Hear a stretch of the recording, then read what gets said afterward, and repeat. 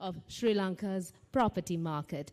And as every Sri Lankan event commences with the traditional lighting of the oil lamp, we all know why we do that. This is to mark the commencement of something good. So in keeping with the traditions, to mark the commencement of the Lanka Property Show 2025, we move on to the lighting of the lamp. To do the honors, I'd like to invite our dignitaries, the Head of Sales and Marketing, Marina Square, Dinushka Ranasinghe. I'd also like to invite Mr. Chamal Fonseca, Assistant Vice President Marketing of John Keells Group.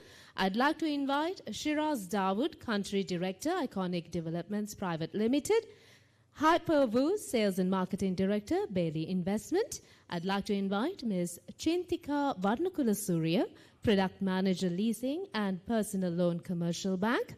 Christina Fernando, Head of Sales Operation, Prime Lands. I'd like to invite Saminda Jayasekara, Property Law Consultant. And I'd also like to invite the Managing Director of Lanka Property Web Private Limited, Daham Gunaratna.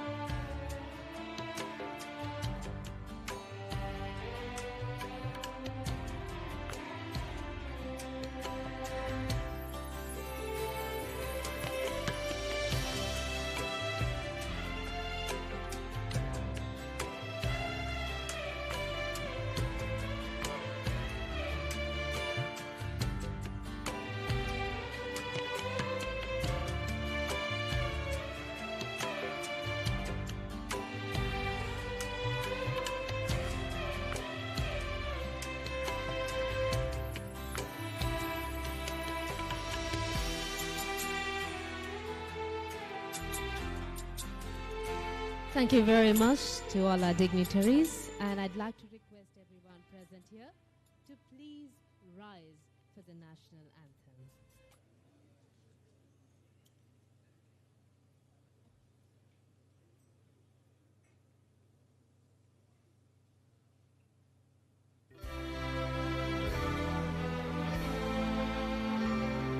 Sri Lanka Mata, Upper Sri Lanka, Namo, Namo, Namo, Namo Mata.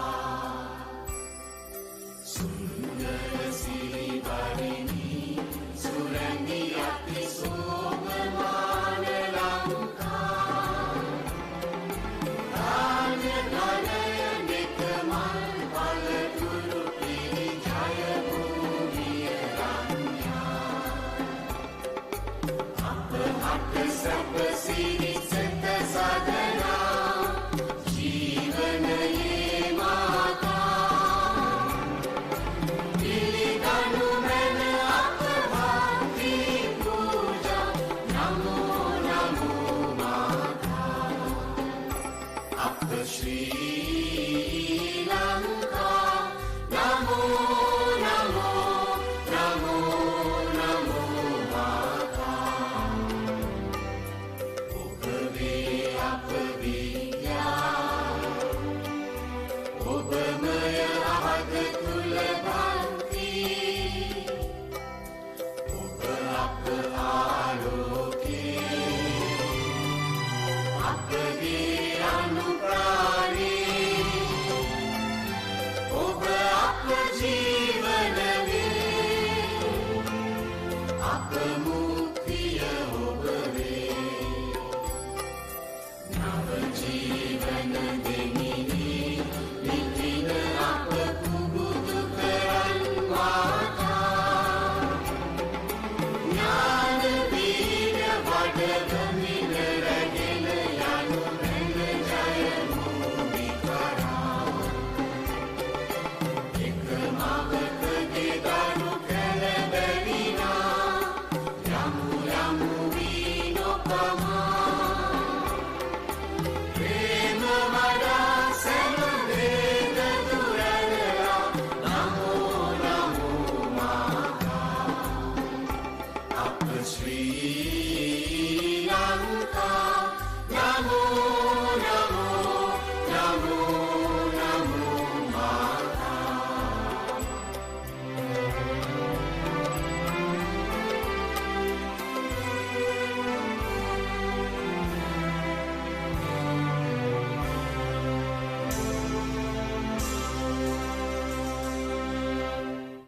Thank you very much. And now, to officially welcome everyone present here this morning, it is my pleasure to invite Mr. Daham Gunaratne, the founder and the managing director of Lanka Property Web. So, ladies and gentlemen, please join me in welcoming Mr. Gunaratne on stage.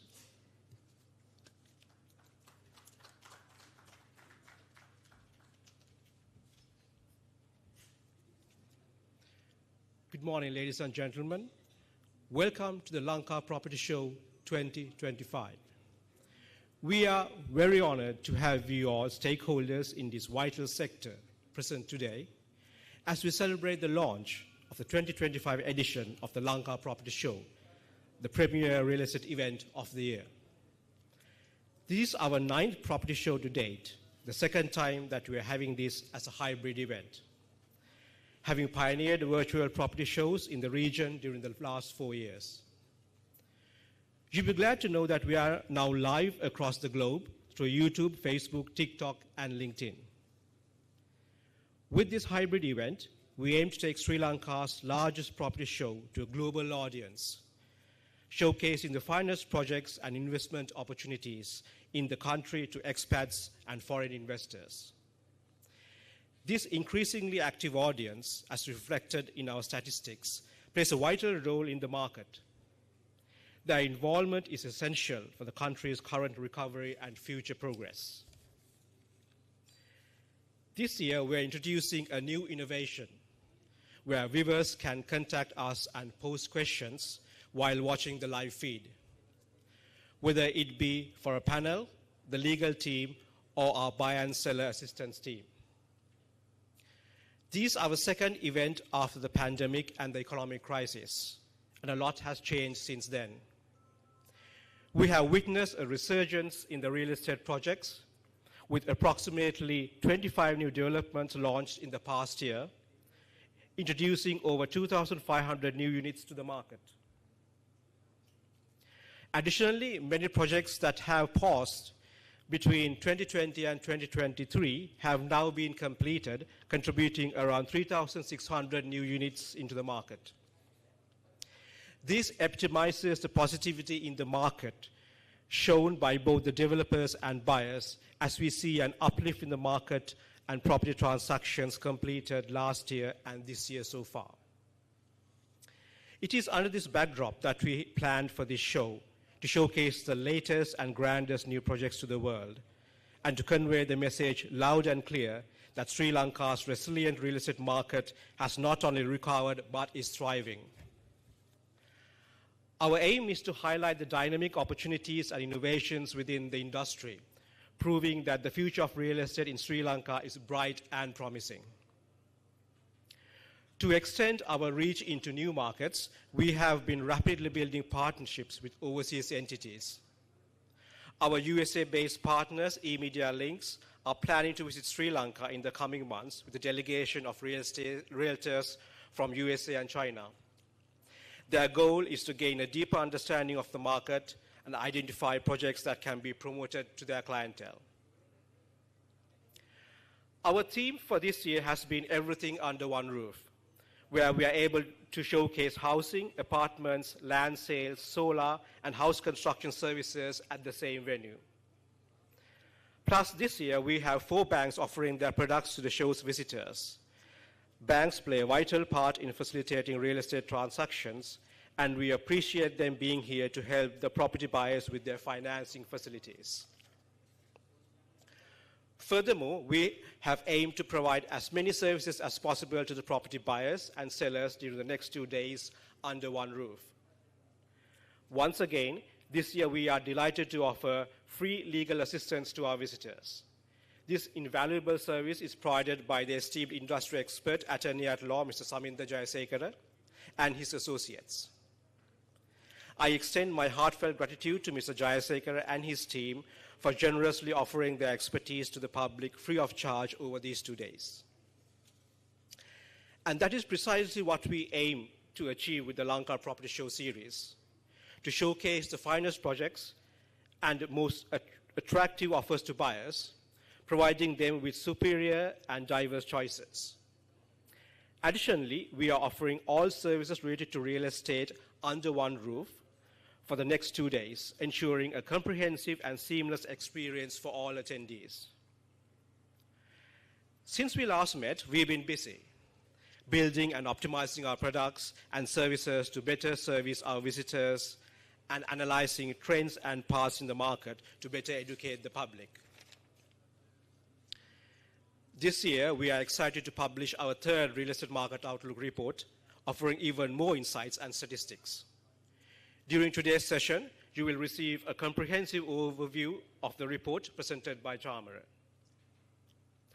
Today's morning session has been dedicated to educating our visitors and those interested in Sri Lankan real estate across the globe, with providing insights, trends, and thought-provoking discussions on the future of the market. This year, we present 2 panel discussions, one of which will be today afternoon and the other tomorrow morning. Our first panel discussion, which will be held during this session and led by Dhananath Fernando, aims to discuss the future of the industry and the country, with an esteemed panel comprising real estate and economic experts. Then on Sunday, we have sessions aimed at the housing and construction market, with experts discussing the best way to build your house in the current environment with techniques and solutions that will help you reduce the costs. We hope that in the next 2 days, the buyers will be able to find the dream home that they have been looking for, and the exhibitors are able to find the right buyers for the properties that they have tirelessly and beautifully planned and designed. I would like to thank each and every exhibitor for their support in participating at this event and helping us make it Sri Lanka's largest property show for the 9th year in a row. A special thank you goes to our partners and sponsors, namely Platinum sponsors Iconic Developments, Marina Square, and John Keells Properties, and to our gold sponsors Prime Group, Bailey Investments, Green Arcade Residencies, and Commercial Bank, who are also our banking partners at this event. And to all the exhibitors and partners, namely DFCC Bank, HNB, Boomi Realty Holdings, Rue Residencies, The Aeron, Millville Residencies, Bricks Developers, Barrington Residencies, Avic Astoria, Supertube Properties, Ceylon Bank, Premium Homes, and Ceylon Energy and Engineering Services. And to our media partners, Tirasa, outdoor media partner Storm Media, and communication partner Texware. Also, I would like to thank the team at Kingsbury Hotel for their help and cooperation with planning and executing this event. I would like to thank my team for their tireless work in planning and executing a grand show such as this, as it was quite an achievement to organize something like this during this time. We are in our 17th year of operation. It's been a long but exciting 17-year journey for us, and a journey that we look forward to with excitement. When we consider the future prospects of the market and how the property sector can help the recovery of this country. There have been many people who have helped us in our journey in the past 17 years, many of whom are in the audience today, some as exhibitors and some as visitors. These 17 years wouldn't have been as rewarding without your continuous support, so thank you. Our LPW team and I look forward to exceeding the high standards you expect of us. While expressing my gratitude to all of you for your support, I hope that this event will bring success to the exhibitors, the visitors, and the property market as a whole. Thank you very much.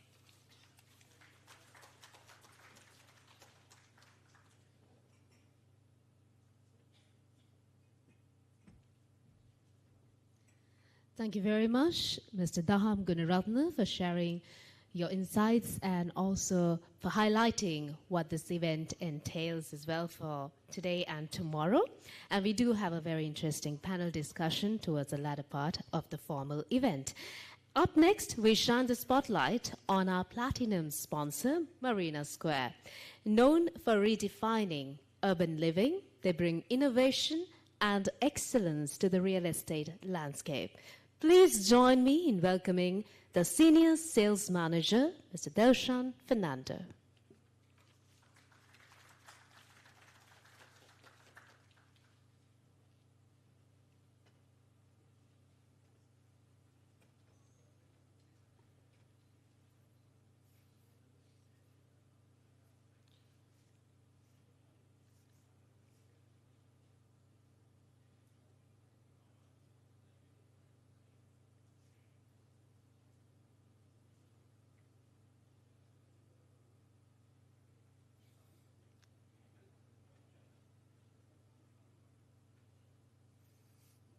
Good morning, ladies and gentlemen.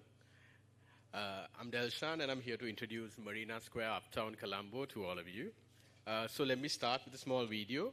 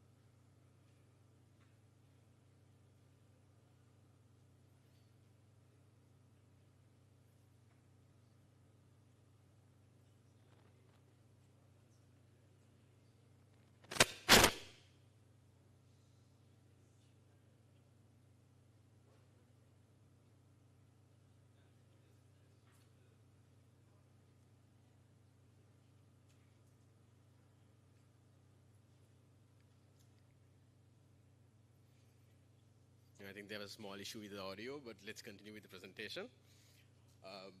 So Marina Square, Uptown Colombo, is located just 2 kilometers from the Colombo port city. It's Sri Lanka's first and largest harbourfront mixed development that's happening right now. So we have a total of 1,088 apartments. It's spread across a land of 5 acres. And the 1,088 apartments are spread across 5 towers. And we have 21 different types of apartments available at Marina Square. So all of you, when investing in ongoing projects, we all have this question at the back of our heads. Will this project complete? Will what was promised be delivered to us? That is a very fair question, and that's a question most of my customers have also asked me. So what gives me confidence when I answer my customers about when they ask me that is the developer strength. We have Access Engineering PLC and we have China Harbour Engineering Company, 2 public listed companies with the financial capability and capacity to complete this project and see it through. And there are 2, Access Engineering and China Harbour are 2 large engineering companies, so they have the expertise and the know-how to build such large-scale projects.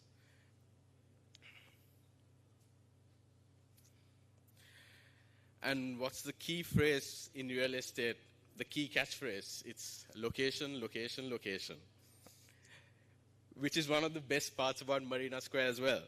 We are located right across the harbour, just 2 kilometers from the Colombo port city, 2 kilometers to Colombo 1 or the central business district.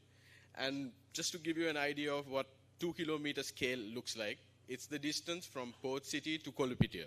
So that's just 2 kilometers. That's the same distance we are to the north. And all of you also know, most around the world, all the developments, the real estate developments, everything happens around infrastructure development. Infrastructure development is the biggest catalyst for real estate. Think about Kottawa before the highway came in. Think about Aturugiriya before the highway came in. Think about Rajagiriya before the parliament came in and the roads widened and everything developed. This is the first time that same opportunity has come to Colombo. So what you see there is our project, and this is the highway. The red line is the highway that's going to connect the Katunayaka Expressway to the port city. That highway is going to will have an exit about 400 meters from our location, and the existing road in front is called Srimat Ramanathan Mawatha. That road will also become a 4-lane road all the way up to Wattala. So for our project, in and around our project, we have 3 main infrastructure developments happening. One is Port City in 2 kilometers away. We have the road widening, and we also have the highway.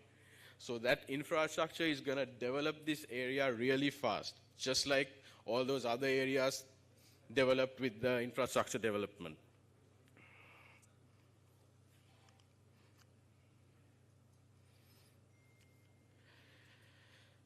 So apartment living shouldn't be just defined by the 4 walls around you.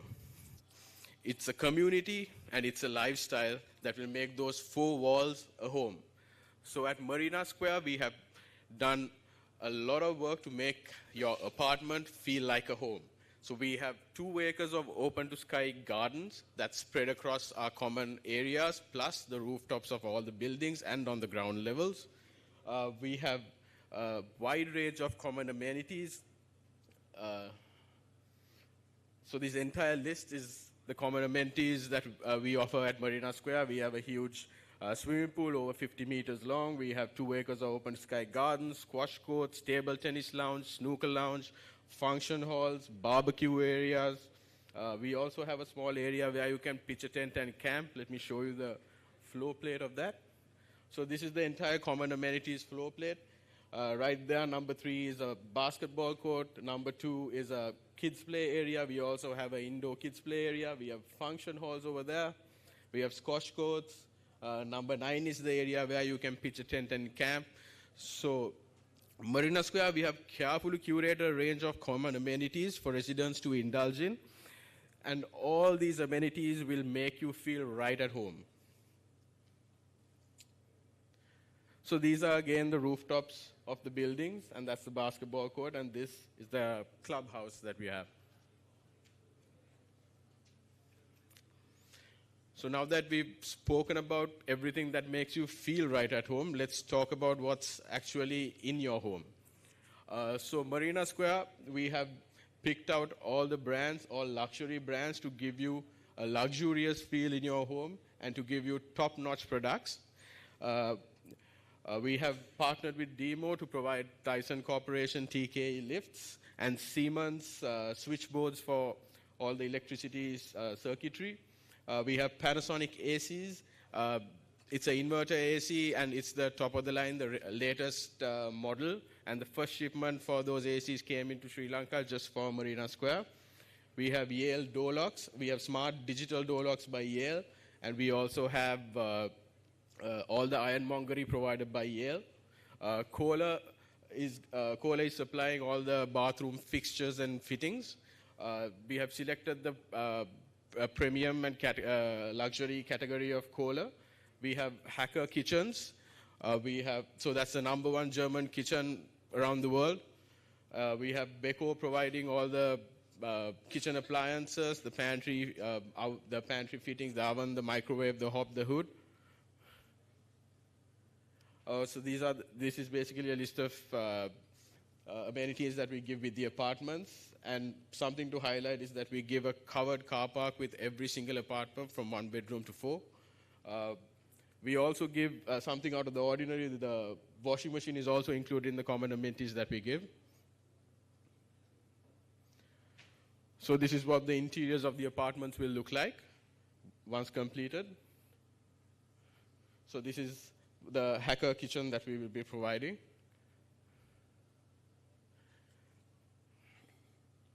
So we have 21 different types of apartments. The reason we have such a large range of apartments is to cater to our customers' different needs. So each customer, what their requirements are very different. To cater to all of that is why we have quite a wide range of different layouts. We have 1 bedroom to 4, so we have 1, 2, 3, plus the 4 bedroom goes as penthouses. We are currently sold out of the 1 bedrooms. We have 2, 3, and penthouses available at the moment. And one of the best parts about Marina Square is its views. We have some breathtaking views at Marina Square of the harbor and the Colombo skyline. Let me show you some of those. So that is a harbor view with sunset. That's the Colombo skyline. with Lotus Tower and all the iconic buildings in Colombo. And with this view, you can even see the port city onto your right. And this is that same during the night.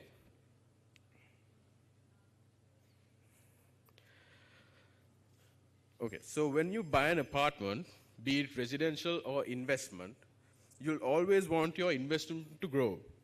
So these are some key investment focal points when you invest with Marina Square.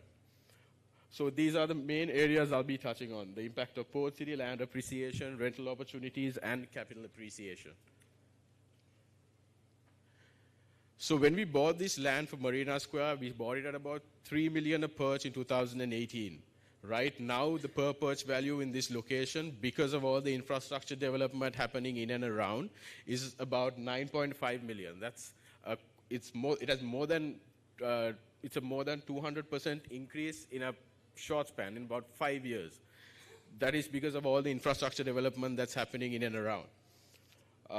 If you take, Colombo 1, 2, 3, the most central residential areas in Colombo, those are going at about 19 to 25 million per perch. Those, the chances of those doubling are quite slim, but the opportunity here at Marina Square is quite significant. And the development of Port City. The Port City is progressing quite well right now.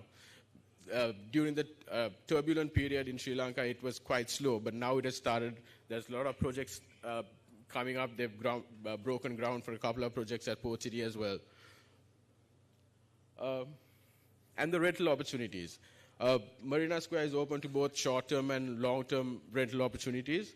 And with the highway connectivity and the Port City, you'll have year-round returns on the short-term rental opportunities.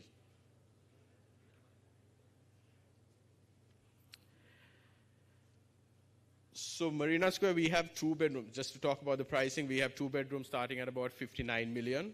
We have, so that's a fairly large 2 bedroom. It's a 904 square foot 2 bedroom.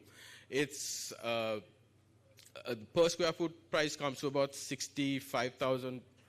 And right now for Lanka Property Web, we have an exclusive discount on about, I think, 4 or 5 selected premium units. And the payment plan is an 18% upfront, it's an 18% down payment plan. Our standard is where you pay about 18% every quarter.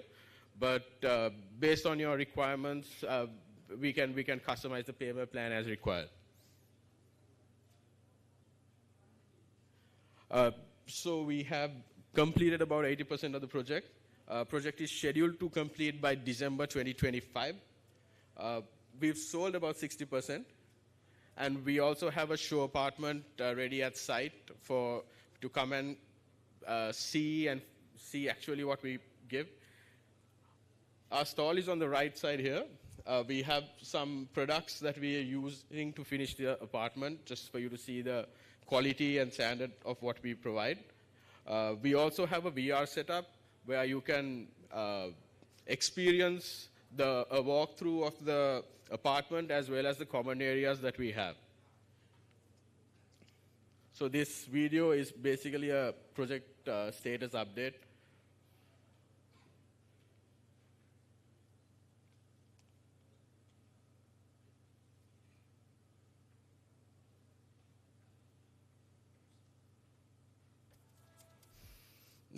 Thank you very much for your time and attention.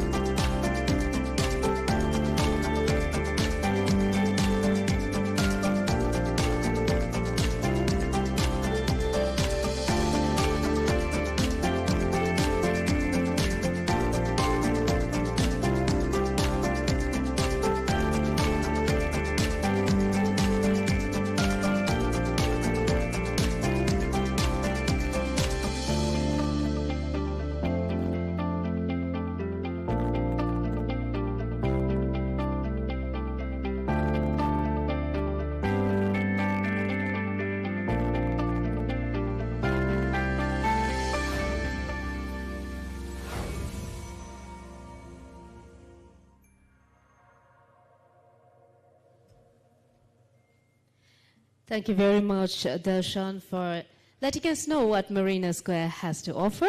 And now let's welcome another industry leader and also another platinum sponsor of the event, John Keells Holdings. With a legacy of excellence and also groundbreaking projects, they continue to set new benchmarks. Please welcome Nadeem Shams, Head of Sales and Marketing, Property Sector, and Vice President, John Keells Group, to share your insights.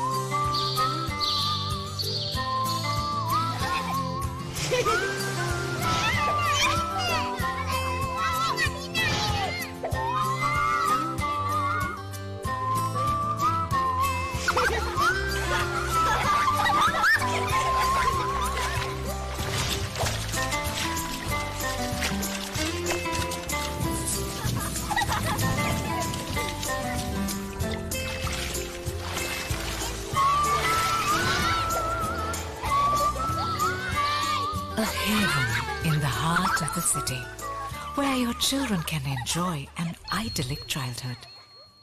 Viman by John Keells Properties.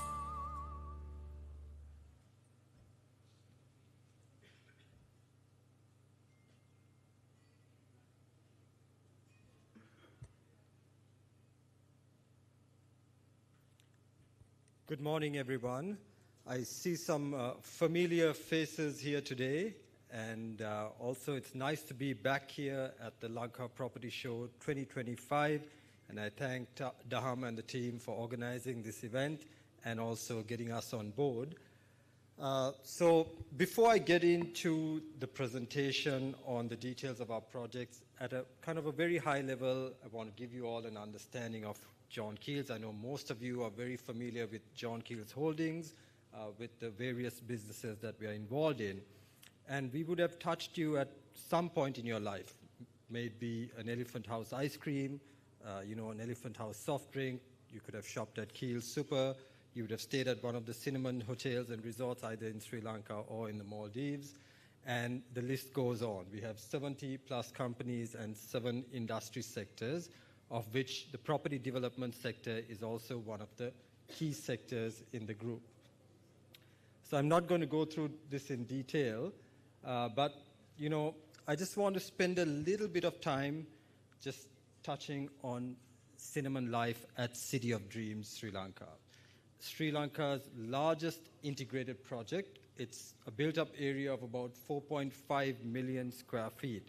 So when we kind of envisioned this project, we wanted to really kind of transform Sri Lanka and Colombo and transform the whole tourism landscape in Sri Lanka. And that's what this project is going to do. We'll have an 800-roomed hotel. It's actually 2 hotels, with the Cinnamon Life Hotel being 687 rooms and the Nuwa Hotel being 113 rooms. We have a shopping and entertainment mall. We have one of the largest casinos in South Asia coming into this development. And we've got a conference center, banqueting and conferencing. We can host up to about 5,000 people in this development. And that's also mainly to attract the MICE market from the region, the meetings, conferences, exhibitions. And we've got the 2 residential towers on either side of the hotel, totaling 427 apartments, which majority of the apartments are sold. We just have a limited inventory remaining now, and we have a 30-story office tower at the back. I'm sure most of you would have visited the Cinnamon Life Hotel and really seen the kind of scale of that development. We have 12-plus specialty restaurants coming in as well, which most of them are now open. So you can really experience another dimension in terms of a culinary experience in Sri Lanka. So I'm not going to go into the specifics of, the hotel, because I'm sure most of you will visit and check it out. But I just want to, give you an idea of what this whole residential development is going to be like. So when you're investing in a development, especially in a mixed development, what's the advantage of being in an integrated development? It's really the connectivity. From your apartment, you wake up, you want to go and have a coffee, you go to the hotel, you want to, experience the restaurants, you want to go to the mall. All of that connectivity, that's what creates that convenience. And that's what gives you a premium on your rental income as well. If you have purchased this for investment, that's definitely the opportunity here. And when you look at a project like Cinnamon Life and comparing it to projects of this standard globally, our pricing is still very attractive compared to the region. I mean, just to kind of give you all an example, Cinnamon Life, our pricing is between $400 to maybe about $500 per square foot. A comparable development in Mumbai or in Singapore or any of these countries could be beyond $1,000, $1,500 per square foot. Singapore goes beyond $3,000 to $4,000 per square foot. So we are still at a fraction of that price and with huge potential to move up. So these are just some images of some of the penthouse units. Again, the residence tower has 231 apartments and the suites tower has 196 apartments. Our pricing ranges from $460,000 going up to about $590,000 on the 2 beds. We just have 3 penthouse units remaining at about $1.8 million per penthouse. So that's it on Cinnamon Life. If you'd like more information, I don't want to go into too much detail here. My colleagues will be here at our stall, so we'll be happy to answer any questions that you may have. Moving over to Trizen. So Trizen is our latest metropolitan development in the heart of Colombo. Most of you, again, would have seen it. It's a total of 897 apartments in the heart of the city. So looking at some of the key USPs of Trizen, I'm not going to touch so much on product, but really of the value proposition of a project like Trizen. Because investing in a project like Trizen, you're buying in the heart of the city, in the heart of Colombo, with two road frontages. You've got the Union Place road frontage and the Braybrook Place road frontage. That's very unique on this stretch. And if you look at it, it's really the location that determines your kind of rental premium that you would get as an investor. And also it's just the convenience, especially a project like Trizen. You wake up in the morning, you want to go and have a coffee, you can just walk over to Grind Cafe around the corner. You want to go and watch a movie with your family, you can go and do that at Colombo City Center, just around the corner. But in fact, we even have a cinema at Trizen. There's a 15-seater cinema at the development as well. So if you want to go and just plug and play, play Netflix or anything else that you want, you can do that as well. So we have the kind of standard bells and whistles of the pools, the gyms, and everything else that comes with an apartment complex. But I think Trizen is much more than that. When we conceptualized this project, we really looked at how do you enhance community living and living in the heart of the city and making it more convenient for people. So when we conceptualize this, I think most of you would go through this. If you take our houses today, what percentage of your house do you use on a daily basis? Probably 30-40%. Sometimes your living area, you might have a sheet covering it just when visitors come over for you to use it. So we kind of drew from that and then looked at how do we make something that's really efficient and at an attractive price point with a good value proposition. And that's what we did with the project Trizen. And today we see that 81% of the project is now sold. Again, limited inventory remaining. But what's really important is that if you are to replace an asset like Trizen today and build a new project, you can't match the pricing that we have today. Any new project coming on stream with the kind of facilities that we have at Trizen. So again, I'm not going to go into too much detail and bore you here with the specifics, but just showing you that there are 3 towers in total, mix of 1, 2, and 3 bedroom units, totaling 897 apartments. Tower 1 and 3 will have a mix of 2 and 3 beds, and Tower 2 will have a mix of 1 and 2 bedroom units. So the contractor is China State Construction, and the architect is P&T Consultants from Singapore. So these are just some images of the model apartment, and I would like you to come and have a look at it at some point whenever you're free. We have it at the development itself. So moving over, then we kind of looked at, during the crisis, what is it that we do next? And that discussion actually happened straight post-crisis. As much as we were trying to get our house in order with everything else, we thought of, what's that next leap that John Keells Properties is going to take? And when we looked around the room, we said, there's really an opportunity to kind of grow the suburban market in Sri Lanka. And really looking at that opportunity, because if you look at the number of apartments in Sri Lanka, it's still a very small percentage compared to the region. And there is the opportunity that we saw with good connectivity to kind of do a development in the suburbs. And this is Viman in Jaila. So Viman means your happy place. So why did we go with a brand like Viman? And people ask me this question. So we wanted this development and this brand to be truly authentic and truly Sri Lankan. And that's why we didn't go and brand it with any foreign kind of name. We wanted it to have that rich Sri Lankan culture and heritage with this development. And this is the kind of development, it's on the main Negombo Road in Jaila, where the former K-Zone shopping mall used to be. So we have a total of 418 apartments coming up in 4 phases. We have already sold 90% of phase 1 and 2, and we will be launching phase 3 shortly. So what's really unique is this is a 6-acre property with almost 4 acres of open spaces. So, lots of garden areas, you've got walkways, you've got lots of trees, so lush greenery across the development. And this is the kind of first development where we've also put in solar power as well, so looking at the whole sustainability aspect. So I just want to touch on a few key points. So today, to get from Jaila to Colombo could take you 45 minutes to an hour in traffic. Now, there's a port access highway being built, and with that port access highway, door to door, you can get from our property right up to the Kingsbury Hotel, just outside the Kingsbury Hotel in 30 minutes. And that would be faster than coming from even the eastern corridor, from the Battaramulla, Hokandara side and beyond, to come from Jaila. And that's where we are really going to see the growth coming from the northern corridor of Colombo. 20 minutes to BIA and 10 minutes to the Katunayaka Expressway.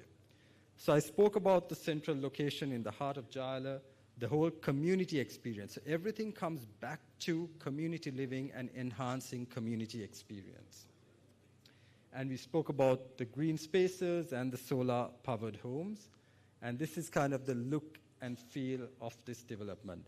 And what's really unique is it's not a high-rise development. It's only ground plus 4 floors and on the main Negombo Jaila road. So that's something that you might not see in the future on the main road having just ground plus 4 floors. So I think it's really going to be a very unique development once it's completed. We've commenced construction now, and expect to complete the project within the next 3 years. So these are some other images of the central garden at Viman.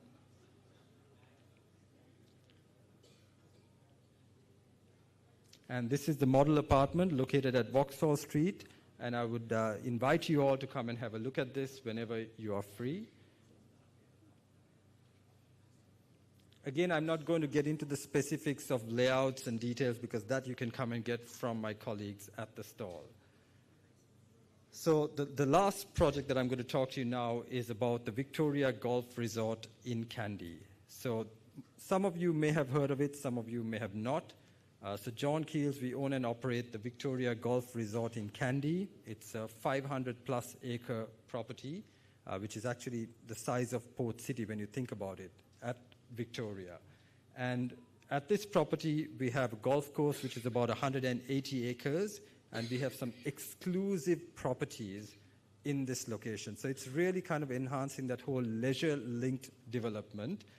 So we had some exclusive villas. So these are called the Sunrise Ridge Villas, where we have 2-bedroom villas, 2,000 square feet. And what's really unique about this property is when we kind of looked at this proposition, we were looking at how do we kind of make this a hassle-free investment for investors. And that's when we told the investors, you buy this property, we will manage it for 6 years, and you would get a return on your investment depending on the occupancy because you get a revenue share. So the owners get a 40% of the hotel revenue that we make. That's the pooled revenue. And just the convenience of not building or taking care of these properties. You don't have to have a caretaker or a cook or anything like that because we manage everything for that 6-year period. And plus the owners can, during the off-peak season, get a 90-day free stay. During the peak season, it's either 30 days peak or 90 days off peak, or you can do a mix of the two. But what's really nice is I would urge you all, if you haven't been to Victoria, just go and even stay a weekend because it's a beautiful property. You've got the view of the golf course, you've got the reservoir, you've got the mountains, and you just don't feel like you're in Sri Lanka when you go there. You feel like you're in another planet. And this is kind of the look and feel of the development. So this is what I was talking about. Some of the properties, you face the reservoir, the mountains, and you've got the golf course towards the right of the property. And this is the look and feel of the interior. So we just have 2 of these properties remaining now to be sold. And we have some exclusive land plots that we are selling at Victoria as well. So we'll be happy to take you through the details and look forward to engaging with you during the course of the day. Thank you very much for your time.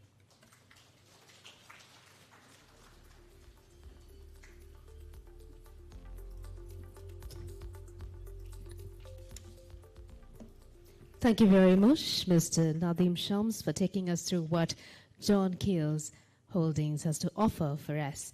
And now we move on to one of the most anticipated sessions of the event, the Market Outlook Report 2025. So to share some key insights, trends, and expert analysis, I'd like to invite the Senior Research Analyst, Lanka Property Web, Mr. Chamara Tevaraperuma.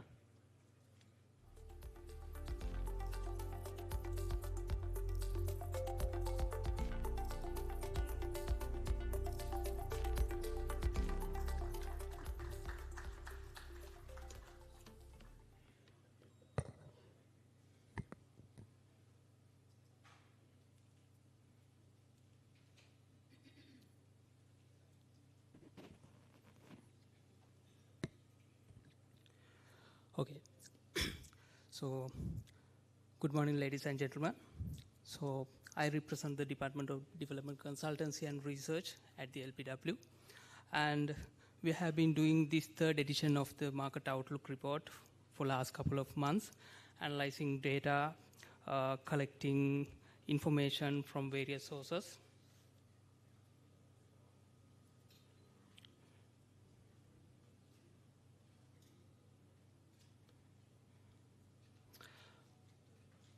Right. Before moving to the presentation, let me take you through the LPW journey over the past 17 years.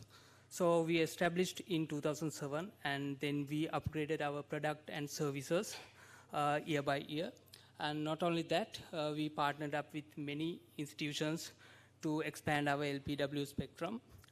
In 2018, I must say, we formed our research division, and then we have compiled a few research projects as well. And in 2023, for the very first time, we released our comprehensive market outlook report, and we achieved many things throughout these years.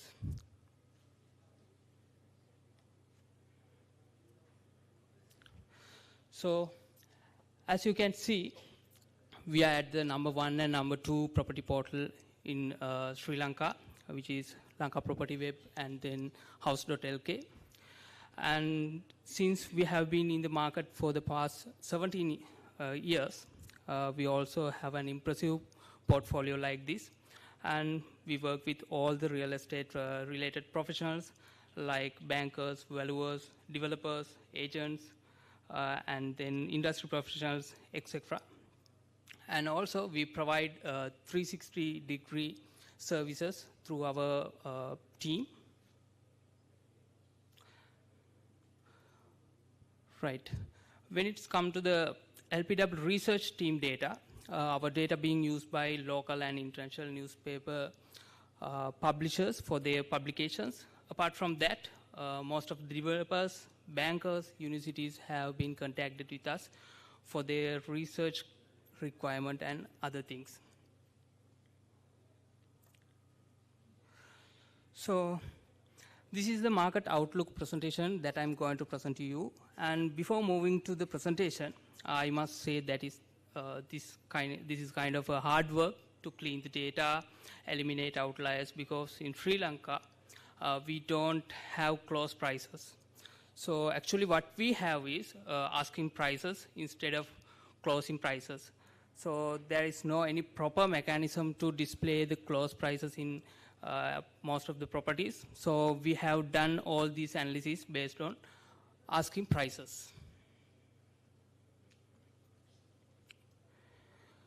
According to the Central Bank of Sri Lanka, the real estate sector's contribution to the GDP is around 4 to 6%, which is a significant amount. And after the crisis, we see kind of a gradual increase in real estate sector in 2024, and hopefully we expect it to get back to normal in this year.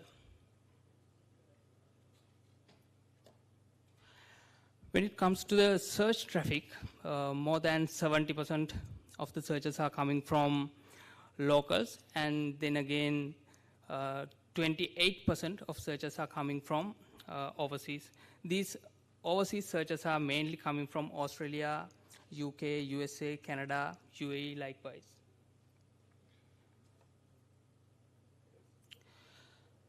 Okay, so let's move on to the real estate apartment market. If I ask you, why do we need high-rise living?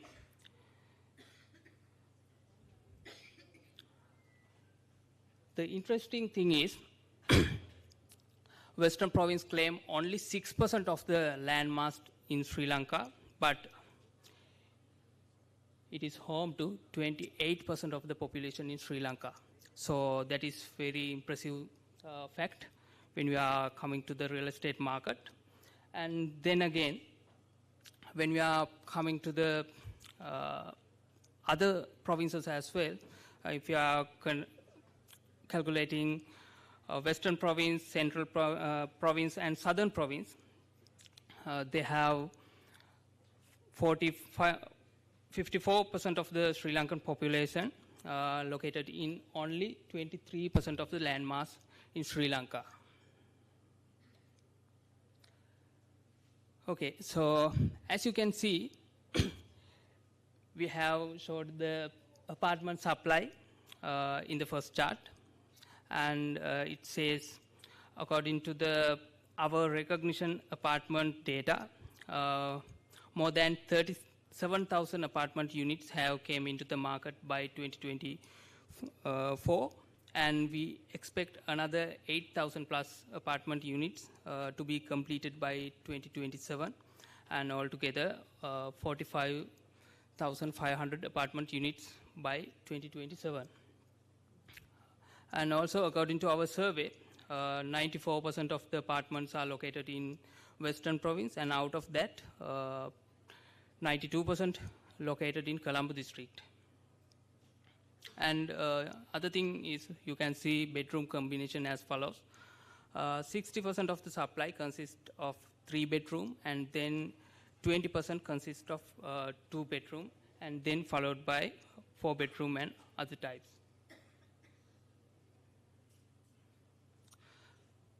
So this is the average asking price analysis of apartments for sales. These data extracted from secondary market, and there is a continuous increase in asking prices even in Colombo 1 to 15 and Colombo suburbs as well. So high-end luxury in Colombo 1 to 15 is around 104,000 in 2024, and we see a continuous upward trend for the future as well. And luxury and semi-luxury are more affordable compared to the high-end luxury. But the interesting thing is, these are the main segments where we get more leads to the Lanka Property Web portal. And in terms of price, a high-end luxury apartment unit would be 70 million rupees onwards, and a luxury apartment would be 35 million rupees onwards, and you will be able to buy a semi-luxury apartments from 18 million onwards in Colombo suburbs. So here's another interesting thing that we discovered while conducting our research. So we conducted a survey selecting 7 apartments which is completed before 2014, and all these apartments included to the high-end luxury category. And you can see the project completion here in the below. And we have tracked the average asking prices for each project, and we have noticed that 79% price increase over the last 10 years. So, which means you have a really impressive return on your investment when it comes to the real estate market.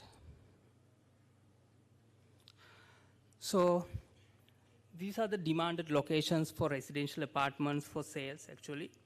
We see Colombo 2 is the number 1, and then Colombo 5, Colombo 3, followed by Rajagiriya, Colombo 6, Colombo 7, Colombo 8 likewise. And also we have compared it with 2021 as well. So, and you can see even in 21, we see Colombo 2 is the number 1 in the demanded location list. So this is kind of comparison to Asian countries. As said in the previous presentation as well, we see we are the affordable price segment in the region, around $128 per square foot when it comes to the average prices. And compared to that, we receive kind of a really impressive rental yield, around 4%. So this is the asking price analysis of residential apartments for rentals. As previously for the asking prices for sales, we see upward trends for both Colombo 1 to 15 and Colombo suburbs as well. So in 2024, we see high-end luxury goes around 108 rupees per square foot, and then again luxury and semi-luxury apartment segments are more affordable compared to high-end luxury.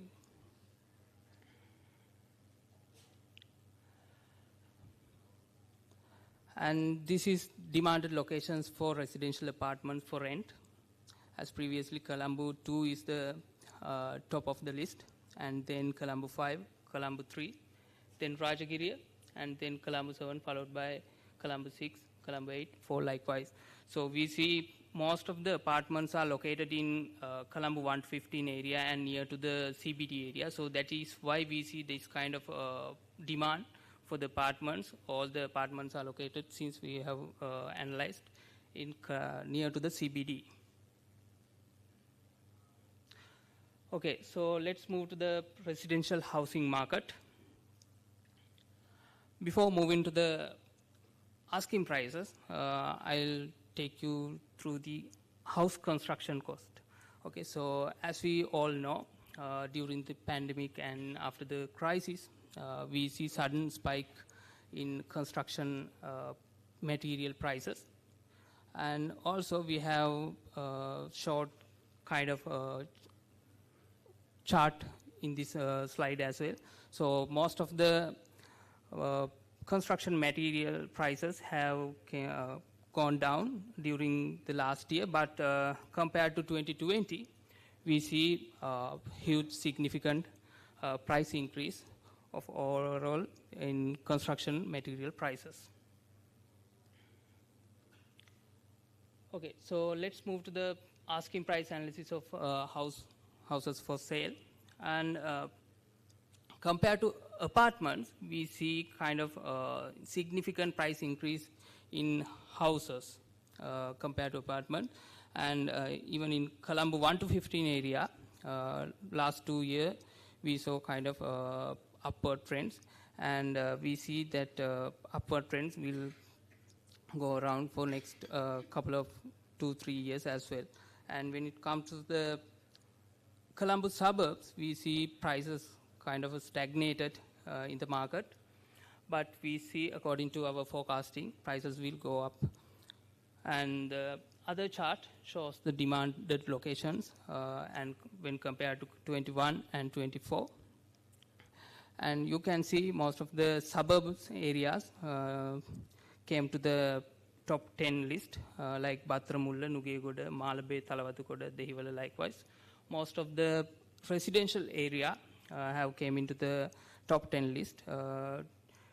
We think most of the people are looking for a relaxed environment. So that is why we see this kind of residential suburb area has more demand compared to other Colombo 1 to 15 area. And this is asking prices for rentals. And as previously, we see continuous upward trends for both Colombo 1 to 15 and Colombo suburbs. And then you can see Colombo 5, Colombo 7 are in the top of the demand location list. So for this rental demand, and then again, Bathramulla, Navala, Rajagiri, likewise, all the suburban areas came to the list. So this is the gross rental yield. We have calculated gross rental yield throughout these asking prices and rentals, everything. So from 2021 onwards, we see continuous increase in rental yield, even in Colombo 1 to 15 and Colombo suburbs. And 2024, we see kind of around 4% rental yield in residential market. Okay, so this is land market. And when it comes to the search traffic, as previously, 75 of searches are coming from locals, and then 25% searches are coming from overseas, and mainly those searches are coming from Australia, UK, USA, Canada, and UAE. And the other thing is, when it comes to the searches by land type, most preferred land type is bare land, and then again land with houses, followed by beachfront land and cultivated land. So this is the price behavior of land in Western Province. So we have calculated price movement up to 2024, and we see continuous increase in land prices, but the marginal increase goes down. And also we are compiling our latest land price index, and we are releasing that by next April. So hopefully we are looking some kind of increase in property market with that economic environment as well. Okay, so these are the demanded locations for bare land, and this one also we have compared between 2021 and 2024. So number one goes to Kandy, and then Battaramulla, Colombo 5, Malabe, Panadura. Likewise, most of the locations are located in Western Province other than Kandy. So if you are going to invest in cultivated land, the average asking prices per acre would be as follows. For a tea land, it goes around 5.8 million per acre, and then rubber land 7.5 million per acre, and the coconut land, it goes around 6.7 million per acre. And when it comes to the beachfront lands, we have mentioned per perch value here. So we see Gold and Mount Lavinia, which is a significant price increase compared to other locations, around 4.5%, 4.5 million per perch. And then you can see Thalpe, Veligama, and Miris likewise area goes around 2 million per perch. So this is a commercial space segment. And altogether we see kind of supply by 2025 is around 3.6 million square foot altogether when it comes to the retail mall supply. And the retail mall lease rates goes around between $1 to $3.5 per square foot. And when it comes to the market penetration, you can see most of the spaces are owned by apparel and accessories, and then food and beverages, followed by electronic devices and accessories, entertainment, and others. So when it comes to the commercial office spaces, according to our analysis, we see there is an existing supply around 2.9 million plus square foot in the market, from which is included to grade A office spaces. And then we see more than 1.7 million square foot in the pipeline of grade A, which is, I think, Port City also coming to the market in near future. And then grade B and C spaces up to 2024, we see 3.8 million plus square feet in the market.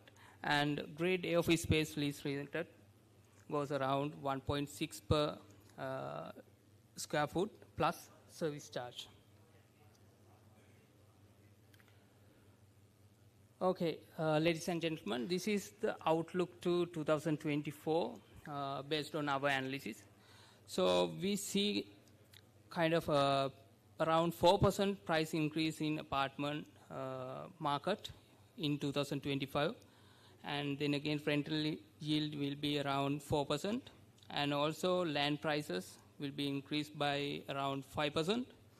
And then, as I said previously, grade A office space lease rates around 1.6% per $1.6 per square foot.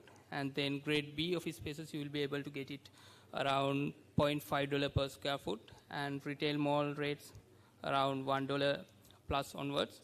And then the special thing is, according to our analysis, we see you will be able to get semi-luxury apartment 18 million onwards in this year, and luxury apartment you will be able to get it 32 million rupees onwards, and then the high-end luxury one you will be able to get it from 59 million rupees onwards. So I think 2-3 days back I saw kind of advertisement that they are going to import luxury vehicles as well. So they are in March, and prices would be around 118 million onwards for luxury vehicle segment. So if you are investing in real estate market, I think you'll be able to get more benefit other than the vehicle market. So those are the mainly extracted point we got through our analysis. And I must say, by February, we are launching our third edition of the Market Outlook report 2025. And you can scan the QR and get registered to get the copy of latest Outlook report. So, and then if you have any question related to Outlook presentation, I'll be there around at the event. So I'll be happy to cope up with you related to market outlook thing. So thank you so much. Enjoy the event.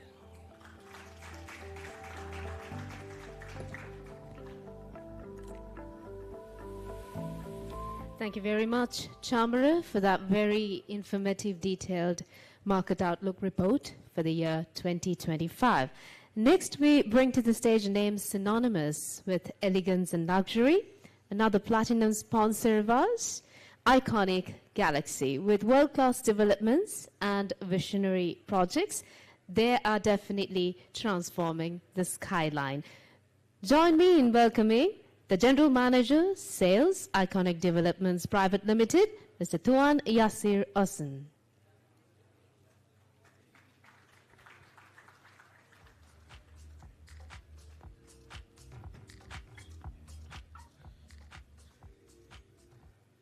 Good morning, all.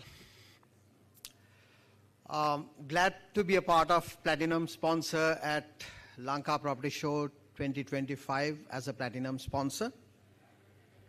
From the inspection of the success of Iconic 110 Parliament Road, which was our first project, high-rising building in Sri Lanka, a majestic tower which we completed in 2017. Soon after, we launched the Iconic Galaxy. So our motto itself, it says, universe of infinite luxury. This is the main reason whenever we launch a new project, we include all luxurious amenities throughout. In Iconic Galaxy, we have more than 45,000 square feet amenities in it. So as you see, we are a BOI company. Iconic Developments Private Limited is a part of RAP Group, Mumbai, India, which is a successful company, a diversified company. We started Iconic Developments Private Limited in Sri Lanka as a BOI company, and we partnered with Maga Engineering, one of the giants in the construction sector in Sri Lanka, as well as when it comes to designs, we selected one of the world-class, well-renowned architects, Samira Rathod Associates from Mumbai, India. So as you see, we have won the Asia Pacific Property Award, which is in 2022 and 23.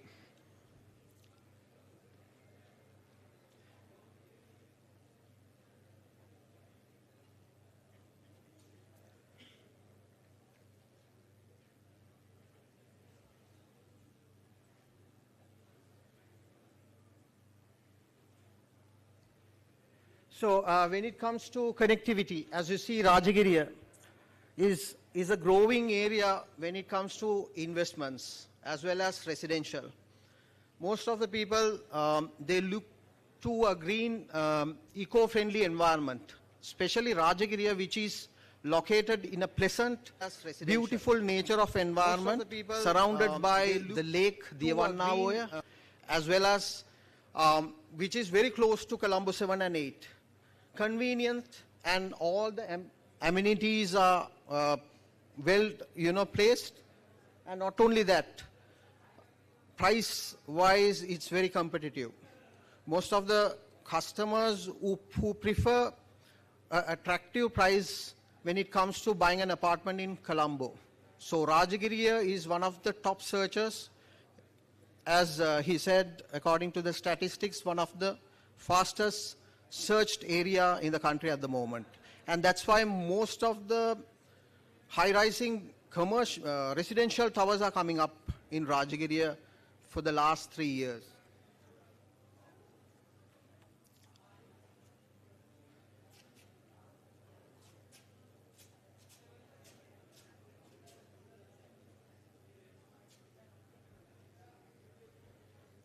So once you enter Rajagiriya, you can see an iconic star deck, which you can, from this, you can see the entire Colombo city at 365-degree view, where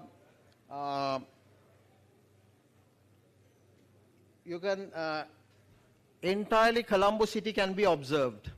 And also, since this is a completed project, we proudly say that we got the COC and it's readily available to occupy, and almost 90% of the apartments sold out, and we have only 10% available at this moment. And if you see, this is the grand lobby of Iconic Galaxy. And most attractive layouts when it comes to very spacious layouts. Our 2-bedroom itself starts from 1,100 square feet itself. And also the bathroom fittings, finishers, all world-class materials we have used, like Kohler, Toto, Roca. And if you see the bathware fittings and also the kitchen equipments, we have chosen Nolte pantry cabinets from Germany, as well as 5-burner cooker, cooker hob, all will be included in your purchase. So apartment configuration, when you see the sizes of apartments, our sizes are bigger. We start 2-bedroom itself from 1,115 square feet to 1,205 square feet. These are very spacious apartments. When it comes to most of the recent developments, you see only 500, 600 square feet apartments. But we have not compromised the size of an apartment.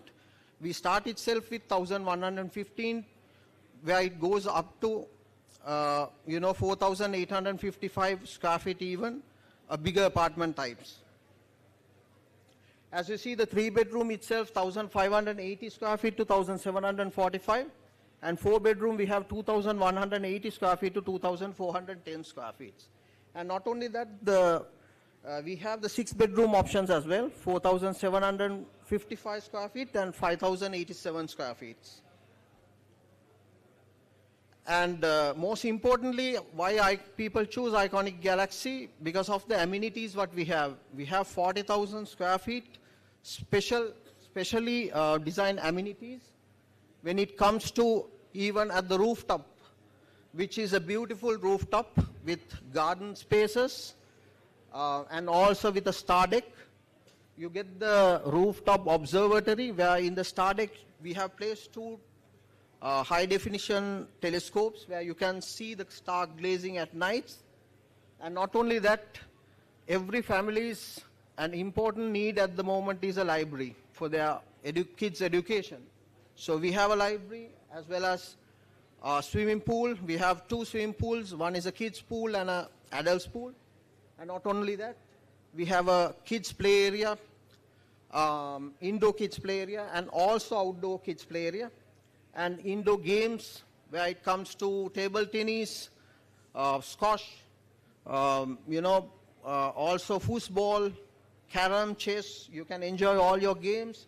And also we have a state-of-the-art a cinema, where it's a 16-seater cinema with high-definition HK projector, 4K, and also with surround sound systems. And not only that, for business purposes, at a time people were facing pandemic. Many of our people had to work in home. So for that, we have a solution of the business center where you can have your own private office spaces and also conference facilities as well.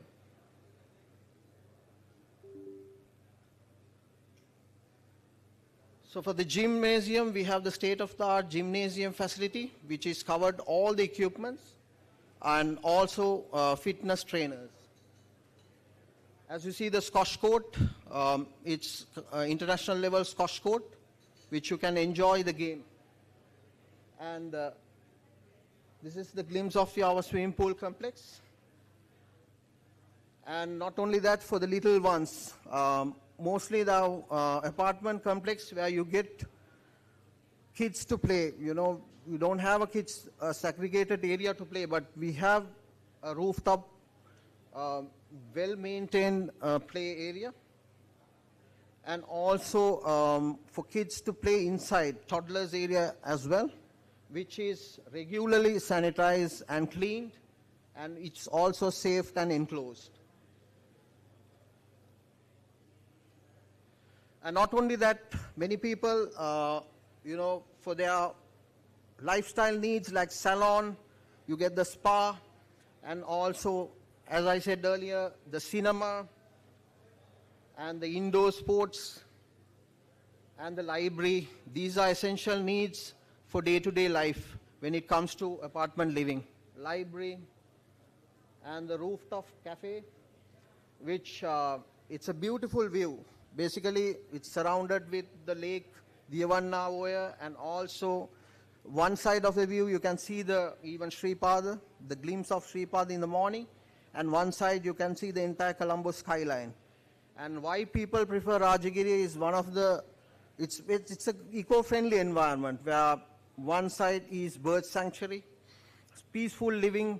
People wanted to move from the hustle and bustle area, you know, traffic, noise, air pollution. To get rid of it, they choose Rajagiri. These are the views where you can see from the top of the iconic Galaxy building. Breathtaking views. The green view with the bird sanctuary, and one side is the entire Colombo city can be seen. And not only that, we have placed high definition 2 telescopes on the roof deck. We call it Star Deck, where you can enjoy your viewings. As I said earlier, during pandemic, we had kind of growing issue. People had to work from home. This was an opportunity for them to work from home. And when it comes to parties, especially people had to hire places, they are very expensive, and you know, organizing such events is really difficult. When it comes to iconic Galaxy, we have a grand banquet hall where you can, capacity of 70 to 80 people can occupy, and everything is under, even, you know, you can order the food from our cafeteria as well. Not only that, there's another special feature at Iconic Galaxy where you can have your own guest rooms booked for your loved ones to stay with you. Especially at a time that during December or festive season, your relatives might come to Sri Lanka to stay with you. So you can hire these guest rooms, hotel suites for them specially. For at least 2 or 3 weeks they can stay with and enjoy. And the most importantly, that our focus is the privacy and security. Right at the moment, JLL is on board. Since we have obtained COC, people are occupying. And JLL is doing a magnificent job, because at Iconic 110 as well, JLL is on board. And JLL is doing the entire complex. They're maintaining janitorial services, security, everything is in place. And when it comes to an apartment, you don't get car wash bays. You have to take your own vehicle outside and wash. It's a growing issue. So this, we have a dedicated car wash bay with professional car, you know, wash, polishing, complete interior, everything can be done. And since we are at the beginning of introducing all electric cars, especially to the country, most of the countries encouraging eco-friendly, eco-drives. So growing number of electric cars are arriving to Sri Lanka. So people don't have access of charging electric cars, but we have 24/7 charging access, high-speed charging units, and convenient payment option for all your car chargers. And not only that, most of the elderly customers, they are concerned about their health, medical issues. So you can have your parents' periodic health checkups, not only them, your health checkups. So we have a dedicated healthcare center, and also we have a laundromat. No need to take your clothes outside. You can put on your laundry. Supermarket facilities. Glad to say that Lavs is on board right now. We'll be starting very soon. And also a bank ATM. So why Iconic Galaxy? First and foremost, we received COC. It's readily available for occupancy. Last few units only available, only 10% of the remaining units. And also we have tie-up with many banks in the country, most of the leading banks. You name it, we can provide bank loan options at a very special rate. And also when it comes to higher returns, you know, you will have apartments. Even if you're buying an apartment for rentals, you can expect a high lease income as well. Because when it comes to 5-star complexes, most of the clients prefer to live under one roof. So you can expect a high leased income. So as I said, we have last few units available.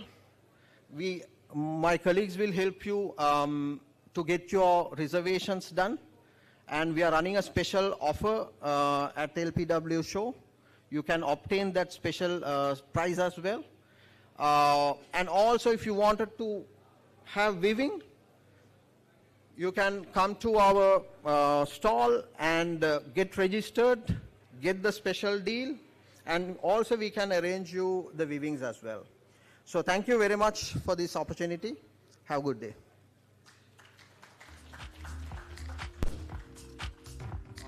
There's another video which will be playing right now. Thanks.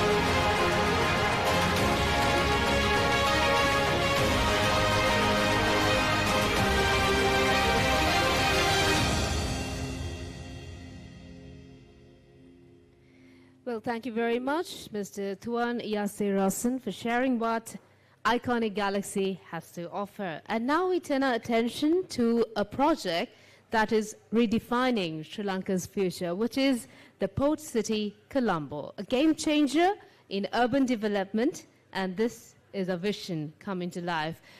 Join me in welcoming on stage the Sales Director of Port City, Mr. Shane Amadoro.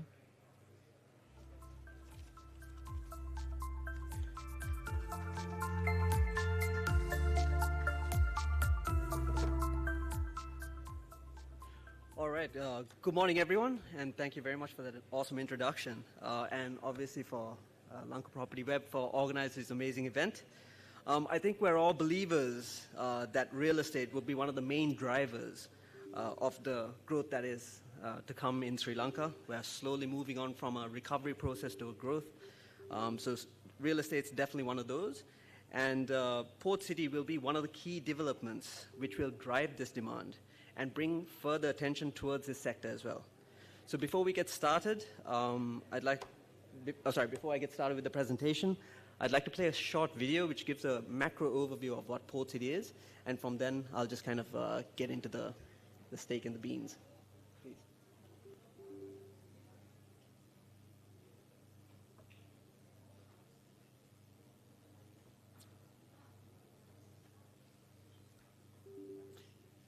The video, please.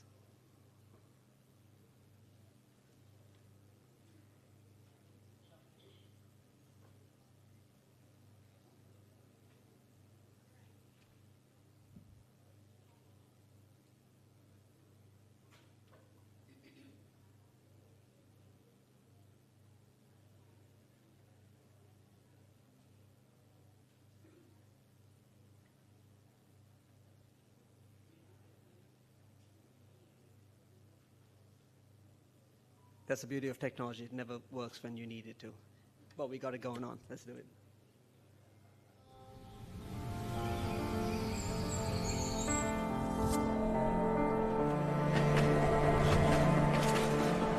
Sri Lanka, a canvas of contrast, where ancient whispers converge with the visions of tomorrow. Sri Lanka's strategic location fortifies its legacy as a pivotal hub of connectivity, with the bustling port of Colombo ranked first in South Asia, serving as a testament to a nation's logistical prowess. This provides preferential market access from Europe to Asia, cementing Sri Lanka's role as a key player in global commerce. Colombo's skyline, bridging eras, ushers in an age of innovation, symbolizing a transition to a dynamic future. Introducing Port City Colombo, a world-class master-planned city development built as an international multi-services special economic zone, financial center and business hub. Port City Colombo, a financially ring-fenced city, is the center of commerce and innovation, where the Colombo Port City Economic Commission serves as a single-window investment facilitator, streamlining investment processes. An international regulatory framework ensures compliance with the highest global standards, offering the freedom to transact without foreign exchange controls, minimizing risk and hedging costs. The city includes a robust investment protection, fostering confidence.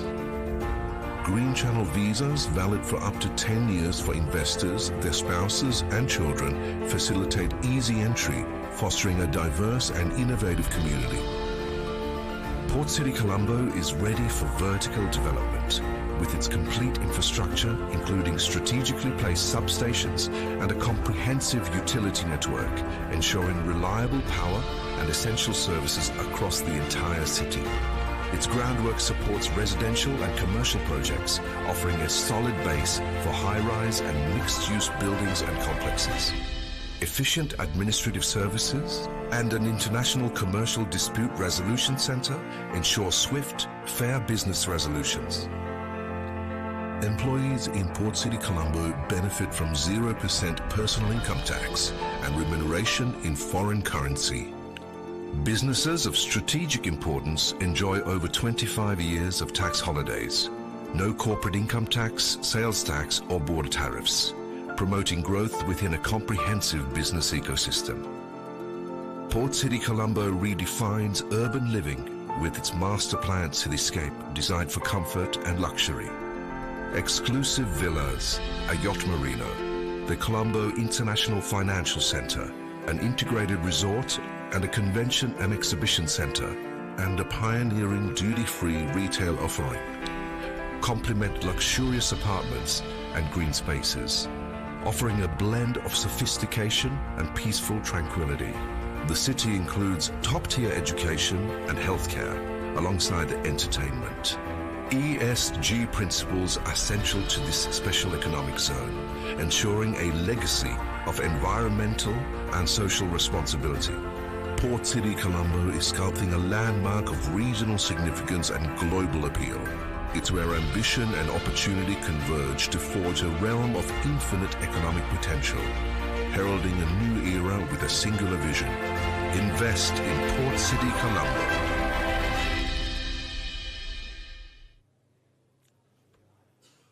Alrighty, was I kind of expecting a bit of a standing ovation after that, but sure, we'll just kind of get on to the presentation if you don't mind. Thank you. To get this started off, I think from the video you've understood that this is not just a play at the local demand that's there. It's a regional play. We're not reinventing the wheel. This has been done many times over. First in Singapore, beg your pardon. First in Shannon Island, a special economic zone which completely changed the way that island operates. And then you have other examples in Southeast Asia, Singapore, and one of the most successful ones as of recent times, Dubai. So this is the first time that we're actually doing this in South Asia, a special economic zone that's going to cater towards the export of services. So through this presentation, I'll explain how this is going to contribute to real estate, because it is one of the major players in this.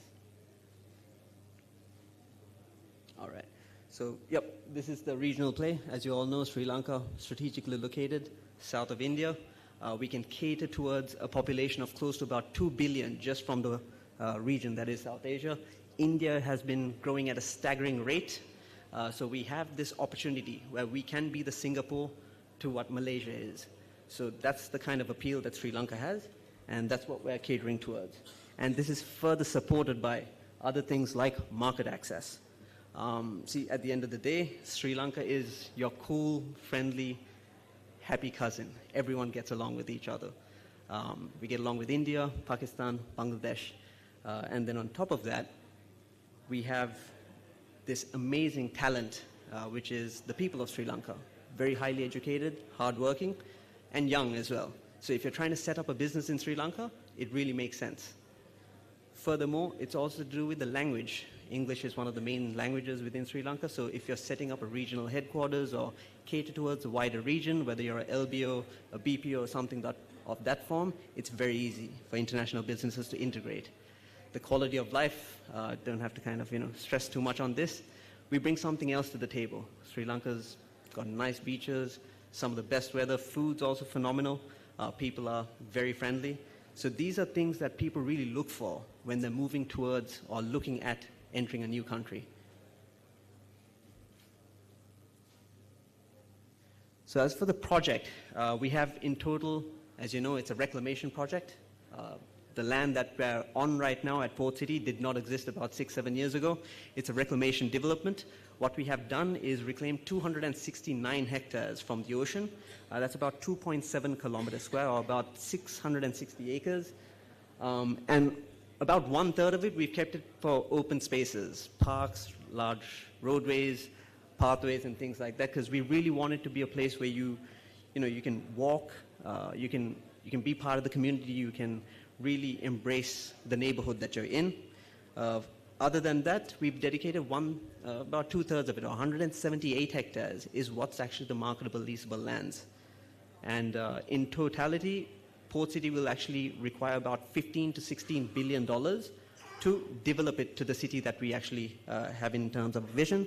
And once completed, we will have close to about 273,000 people who will be living, working, playing, whatever within Port City, of which you'll have created about 143,000 jobs, and about 80,000 lucky people will be residents at Port City. Just to kind of address one of the rumors that's going on, Sri Lankans are also allowed to purchase real estate, and they can be part of this amazing development as well. Oh, okay, there's the old one, but yeah, sure. So one of the questions we get asked is, there's a lot of tax concessions and things that are attached to Port City. What's the benefit to Sri Lanka? I'd like to take your attention towards the first tile, which basically shows the total investment that will be brought in through foreign direct investment for Port City. It's about $19 billion, which is roughly about 18 to 19% of the current GDP of Sri Lanka, which is a significant amount. And once Port City is completed, it'll, on a year-on-year basis, bring in close to about $13 to $14 billion as an operational thing. So this will really help our GDP, as well as improve one of the biggest issues that we've had in recent past, which is to do with the balance of trade and the liquidity of dollars. So this is a quick snapshot of how Port City has been designed. We have 5 separate precincts. Island living and Central Park living is obviously for living residential, but that being said, there are certain strategic developments like the resort, as well as the iconic hotel positioned within this space. The luxury marina that you see towards the bottom, that's actually the largest luxury marina in South Asia. So this is to kind of attract, the yacht culture that doesn't exist in South Asia right now. But that being said, it's not because the money is not there. All the centimillionaires, billionaires in India, they berth their yachts over in Dubai. So now we brought something that's closer to home and to attract them to kind of head down here as well. And then you have the financial district, which is where all the businesses will operate. And towards the north, which is International Island, is where all the strategic developments like the school, university, hospital, exhibition center, and integrated resort would be positioned. Okay. So this is all backed by an act which was passed back in 2021 May, which categorized Port City as a special economic zone. And just the easiest way to understand this is look at the BOI zones. We have about 15 different of them all around Sri Lanka, and they're dedicated for manufacturing, whereas Port City is for services. So that's the best way that I can kind of explain it very easily. And what this essentially does is makes doing business in Sri Lanka very easy. I'm a bit strapped for time, so I'm just going to skip through a bit, yeah? So these are the benefits that Port City essentially has for investors as well as businesses that are going to operate, both fiscal and non-fiscal advantages. The fiscal ones are very standard, straightforward. Tax concessions.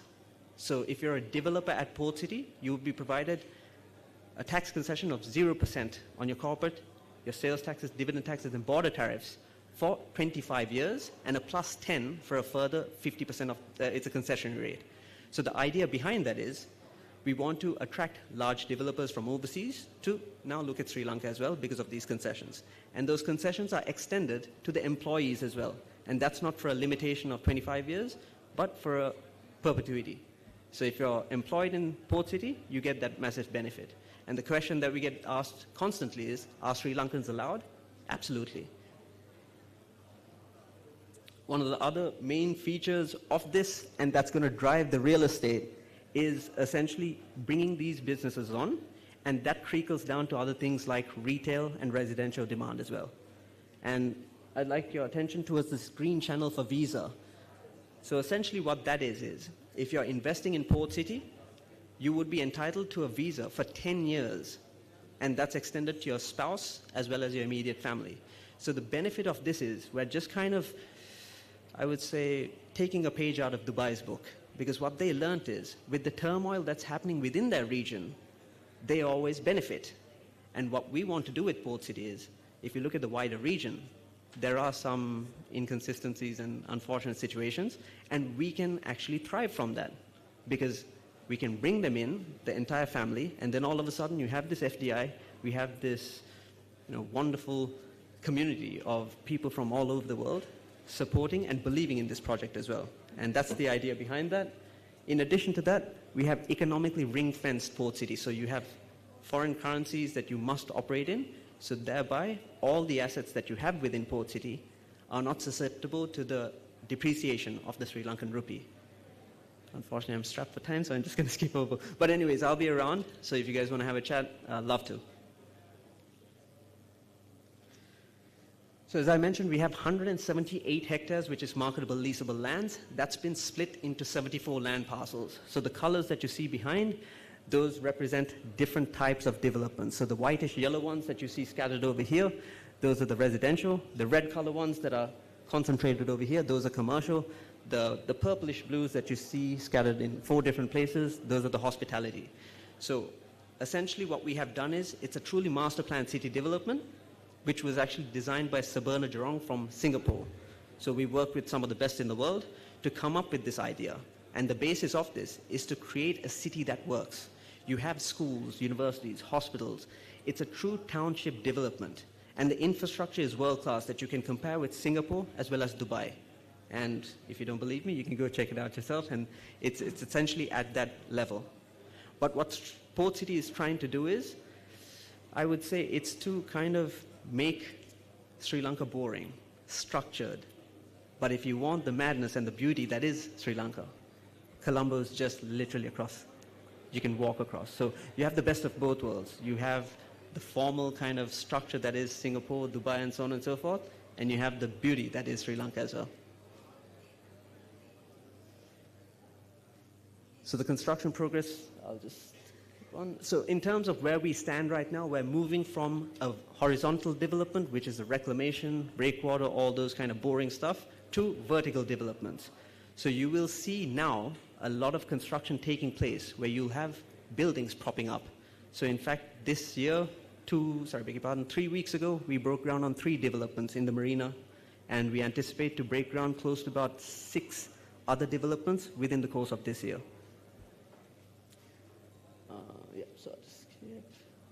So this is what it used to look like, and essentially this is what it is looking like. So it's slowly coming together. If your question is, what are you guys doing? There's a lot going on. We urge you to come see.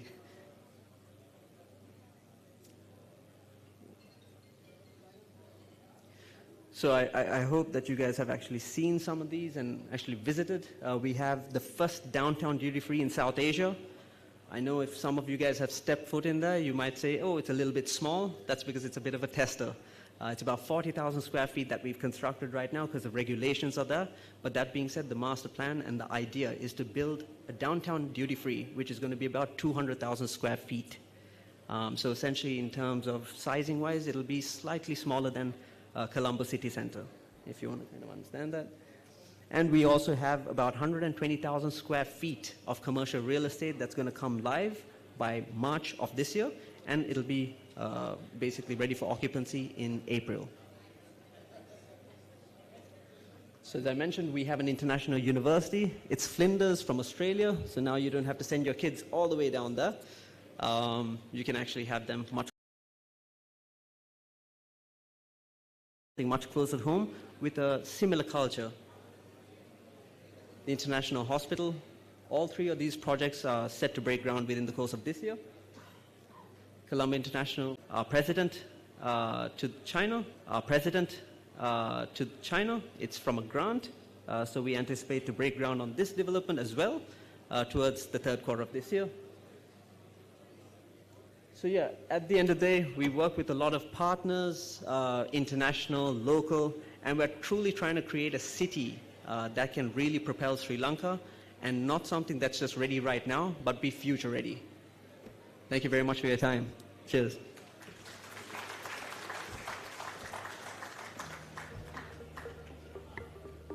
Thank you very much, Shane Amador, the Sales Director of Port City, for giving us an insight into what Port City has to offer for Sri Lanka and the world as well. And now we'd like to thank Commercial Bank for partnering with us as the official banking partner. And let's have a look at what they have to offer. Hello, Mitra. Tama koswatte neda? Monna. ඊට පස්සේ Pelwatte Kesselwatta Wellawatte private bus එකක් වගේ නේ. මේ මාසේ රාවතාවත්තට ගෙවල් මාරු කරනවා. තනින් තනට කුලියට ගෙවල් මාරු කරන කරදරෙන් නිදහස් වෙන්න. අඩුම පොලියකට නිවාස ණයක් අරගන්න. Tamanගේම නිවසක් හිමි කරගන්න. හෙලෝ මිත්‍ර. දැන් මොනවත්තද? ජාවත්තේ. අපේම ගෙදරක. එන්නකො වෙලාවක. නිවාස ණය කමර්ෂල් බැංකුවෙන්. ஹலோ சிவா இன்னும் மாளிகாவத்தையிலையா? இல்ல குமார், அதுக்கு பிறகு பஞ்சிகாவத்தை, எட்டியாவத்தை, அலுத்மாவத்தை. பிரைவேட் பஸ் மாதிரி சொல்ற? இந்த மாசம் பிளவத்துக்கு வீடு மாறுறோம். இடத்துக்கு இடம் வாடகைக்கு வீடு மாறும் கஷ்டத்திலிருந்து விடுபடுங்கள். மிக குறைந்த வட்டியில் வீட்டு கடனை பெற்று உங்களுக்கு என்று ஒரு வீட்டை சொந்தமாக்கிக் கொள்ளுங்கள். இப்ப எந்த வத்தையில? வெள்ளவத்தையில என்னோட சொந்த வீடு. கட்டாயம் வா. வீட்டு கடன் commercial வங்கியிடமிருந்து.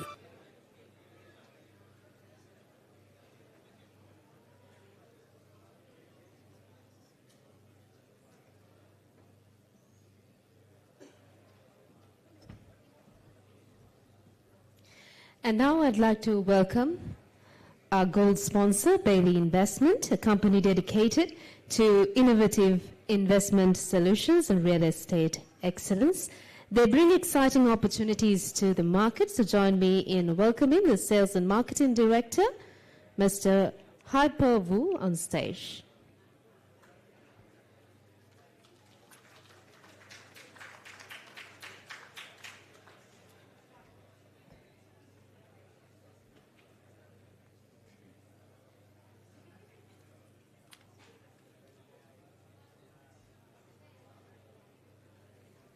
So, I would like to say hello, Sri Lanka. Hello, all the honorable guests and friends here. It is my pleasure to address you all today. I'm Wu from Bailey Investment. We are excited to be here today at this Lanka property event as we make our entry into Sri Lanka with our first project that will change the skyline of Rajagalia. Our primary objective today is not only to introduce Bailey Investment, but also to build meaningful relationships within the real estate and property sector in Sri Lanka. We believe Sri Lanka holds immense potential, and we are here to start shaping a mutual beneficial future. This is our company, Bailey Investment. You see, we are a BOI registered company, and our investor is from Hong Kong, China. I put our company's core values here because we take our company's value very seriously. And we believe all victories are ultimately victories of values. So look at our core values of our company: focus on customer, focus on product. And these are some projects we capital invested in mainland China from 2006. You see, this project have already completed. We invested in some main cities of mainland China. And today, we are thrilled to announce the first mixed development in Rajagalia, which consists of a shopping mall, a cinema, and apartment. When we do this project, we are focused on the designing, on the quality, and the safety and the sustainability, and also we focus on to create the neighborhood relationship, a good neighborhood relationship. We are not building apartments. We are not only building apartments, but also we are trying to build a new lifestyle, a new community lifestyle.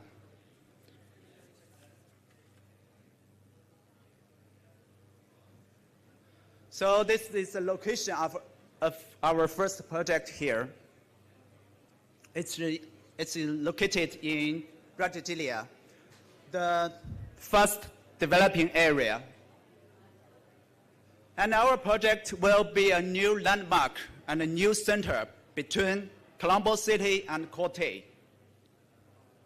Yes, we'll see our Bali project, our project there. And it's only 5 kilometers from Lotus Tower and 3 kilometers from the Parliament. So it will be a new landmark between Colombo City and Corte.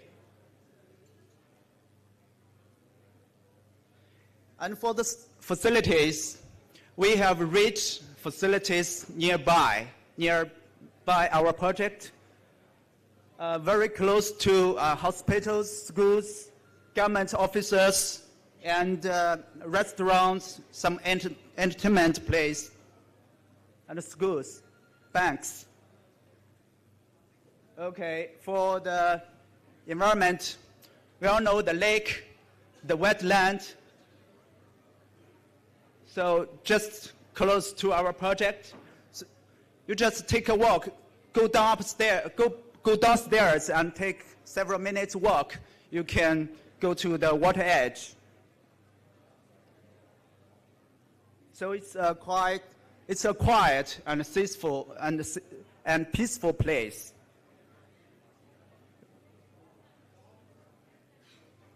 So for the amenities, we have many amenities for such like the shopping mall, exclusive club, and kids play area, swimming mall, and more than the pictures we saw.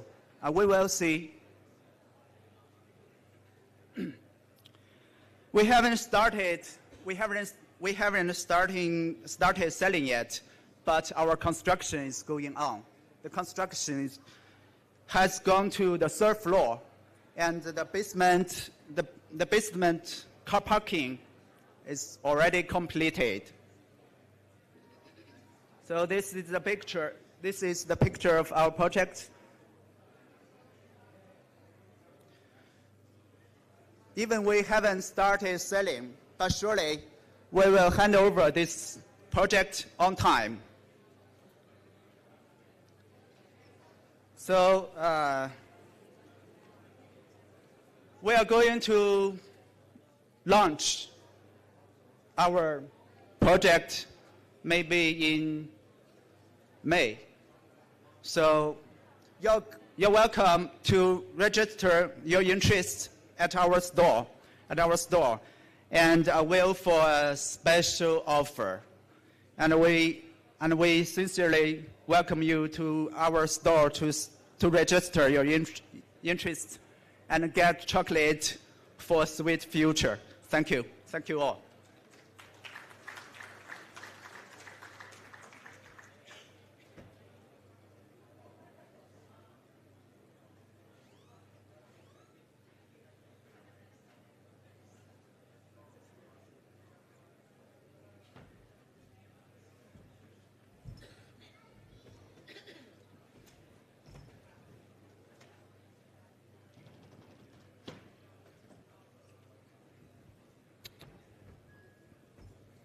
Thank you very much, Mr. Haipavu. And whilst we get ready for one of the most important highlights of the event, the panel discussion, there are many others who are outside who are looking forward to look around the Lanka Property Show 2025. So I'd like to invite them to come inside and explore the stalls. And I'd like to also inform the stall holders that please report your stall if you are not at the stall.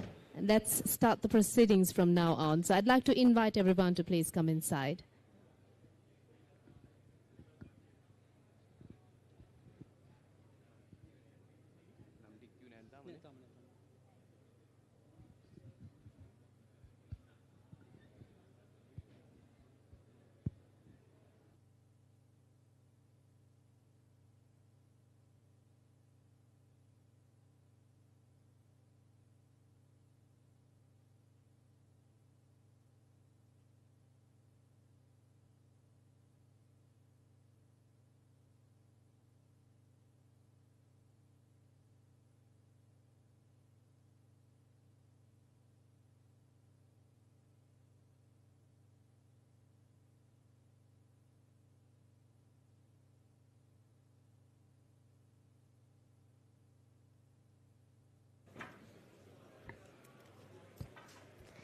So it's time now for the highlight of the event, which is the panel discussion.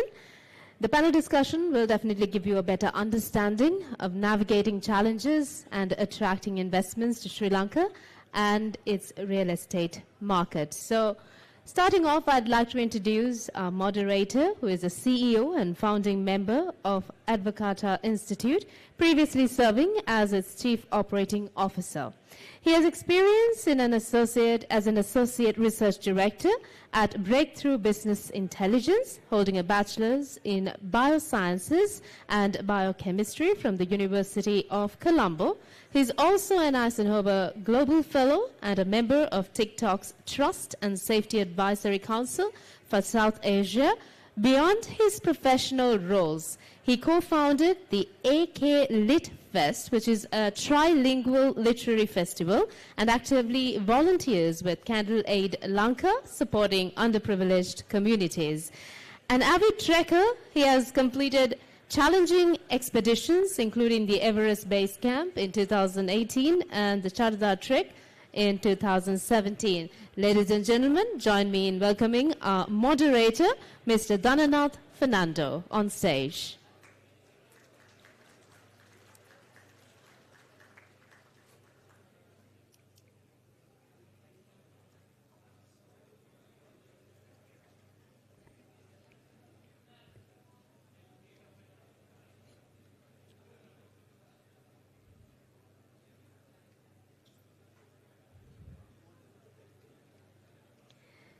So while we wait for Mr. Dhananath to come to the stage, I'd like to invite our first panelist, who is a highly respected Sri Lankan economist with decades of experience in economic policy, monetary affairs, and financial governance.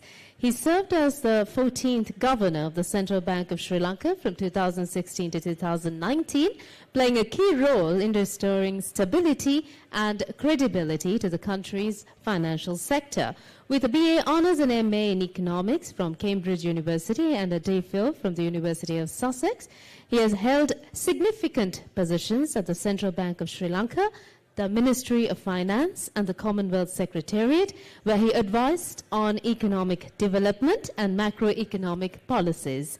Recognized for his outstanding contributions, he was named Sri Lankan of the Year in 2016. His insights continue to shape economic discourse in Sri Lanka, making him a sought-after speaker and policy advisor. Join me in welcoming on stage Dr. Indrajit Kumaraswamy.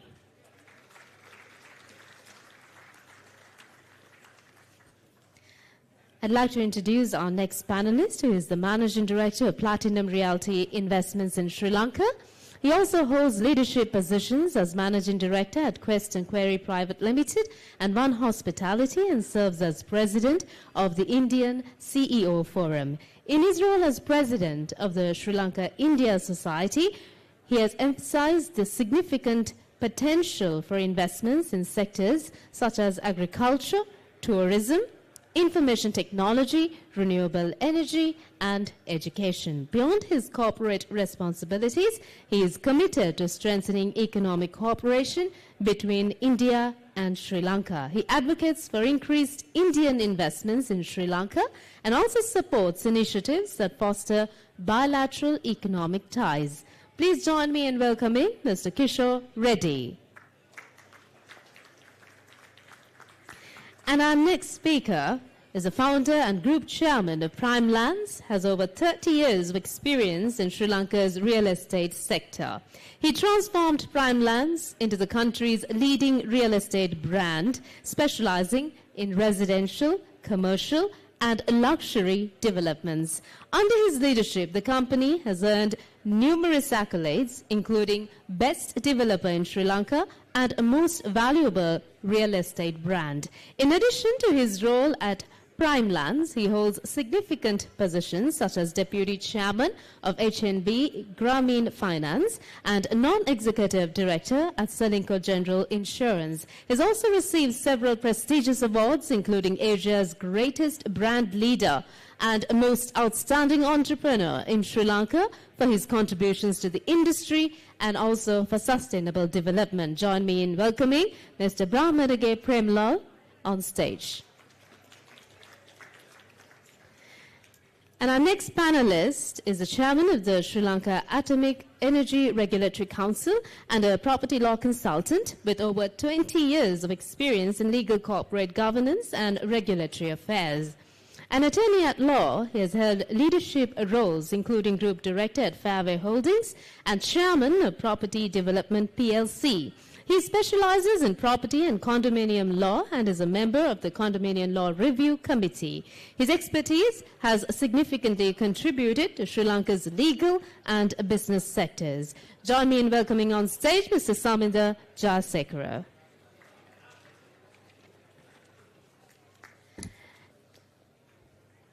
And our final panelist for the panel discussion is the Vice President at John Keells Holdings PLC and heads the sales and marketing functions for the property development sector of the John Keells Group.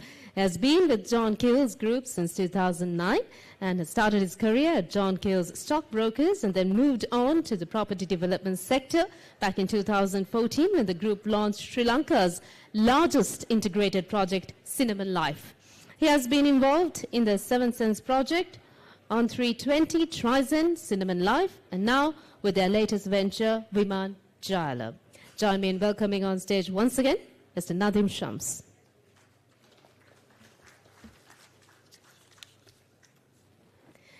And over now to Mr. Dhananath Fernando, our moderator. Thank you very much. Good afternoon, everybody. Between selling an apartment versus keeping an audience before lunch, I would probably pick to be a salesman on this industry. But however, I'm confident that we have an excellent panel, so looking forward for an insightful conversation. I would like to start with Dr. Kumaraswamy. Dr. Kumaraswamy, when I was having a conversation with one of the main construction suppliers, what he said was the sector is still slow because people are keeping one foot on this side and thinking another land in somewhere else. So you are not doing the real investment here because they all still have doubts about the economic stability, whether it's stable, what we need to do, whether are we in the right path. So could you shed some light for any market to prosper, including the real estate and the property market? Is our economy stable? And what is the future would look like? Thank you. That works, yeah. Thank you very much, Nathan. Let me first thank the organizers for inviting me to be part of this impressive show. The answer I would give you is significant progress has been made in stabilizing the economy. I think all of you know that, from where it was 2.5 years ago in terms of all the indicators, the macro indicators, growth, inflation, the external reserves, whatever indicator you look at, things have improved and the economy has stabilized. But the question we need to ask is, how far have we progressed in making sure we've got away from these repeating cycles of macro stress? Because we've stabilized before. We've had 17 IMF programs, completed 11 or 12 of them. On each of them, we actually managed to stabilize the economy. But then we don't do the structural reform to have sustained growth, right? So two questions. One is, have we created conditions where it becomes much less likely that we will have macroeconomic stress? And the answer is yes. We have a new paradigm of macroeconomic management because of two bits of legislation. One, the Public Finance Management Act, and two, the Central Bank Act.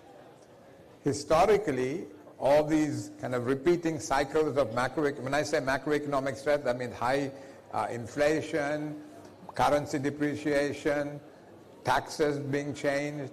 This happens again and again.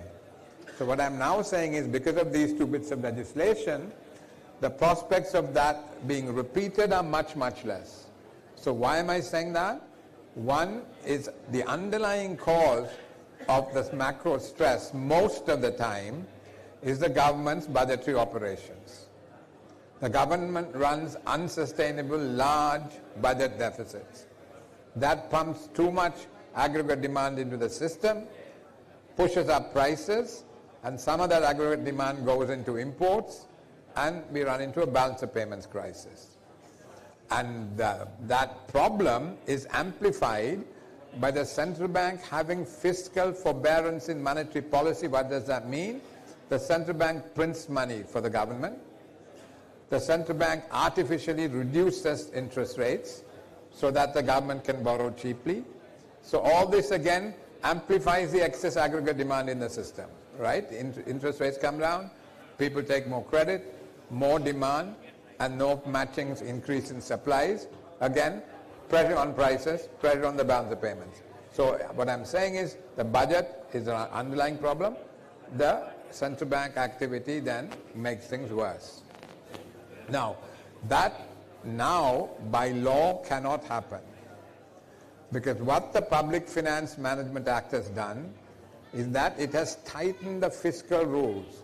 We've had a fiscal rule before, but in the interest of time, I won't go into all that history. But right now, there are clear fiscal rules. The revenue is 15% of GDP. There has to be a primary surplus meaning total revenue minus expenditure excluding interest payments must have a surplus of 2.3%.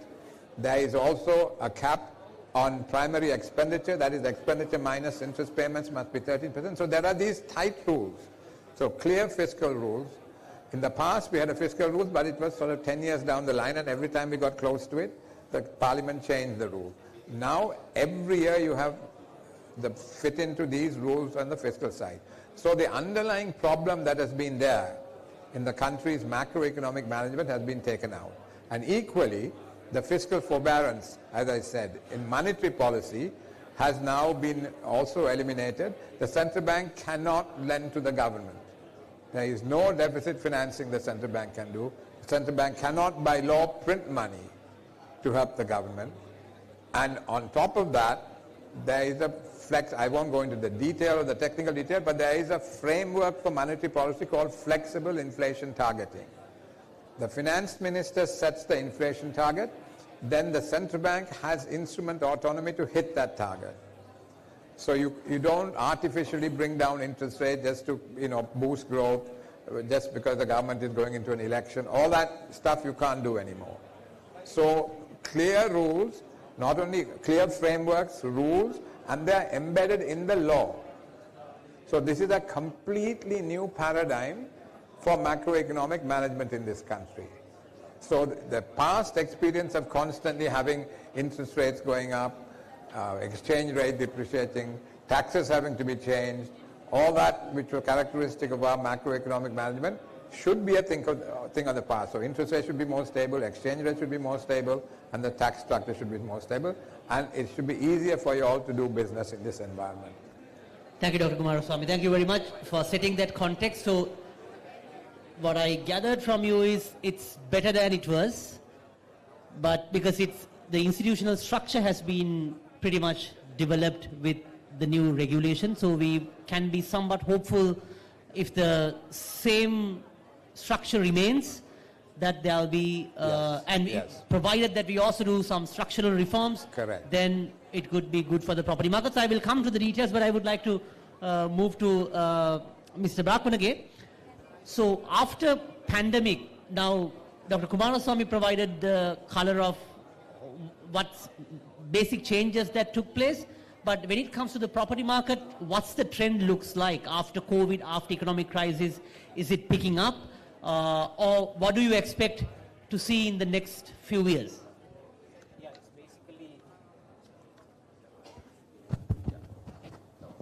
it's basically after the pandemic and after the economic crisis, we'll have to see what happened at the economic crisis. The construction and real estate sector has come down drastically.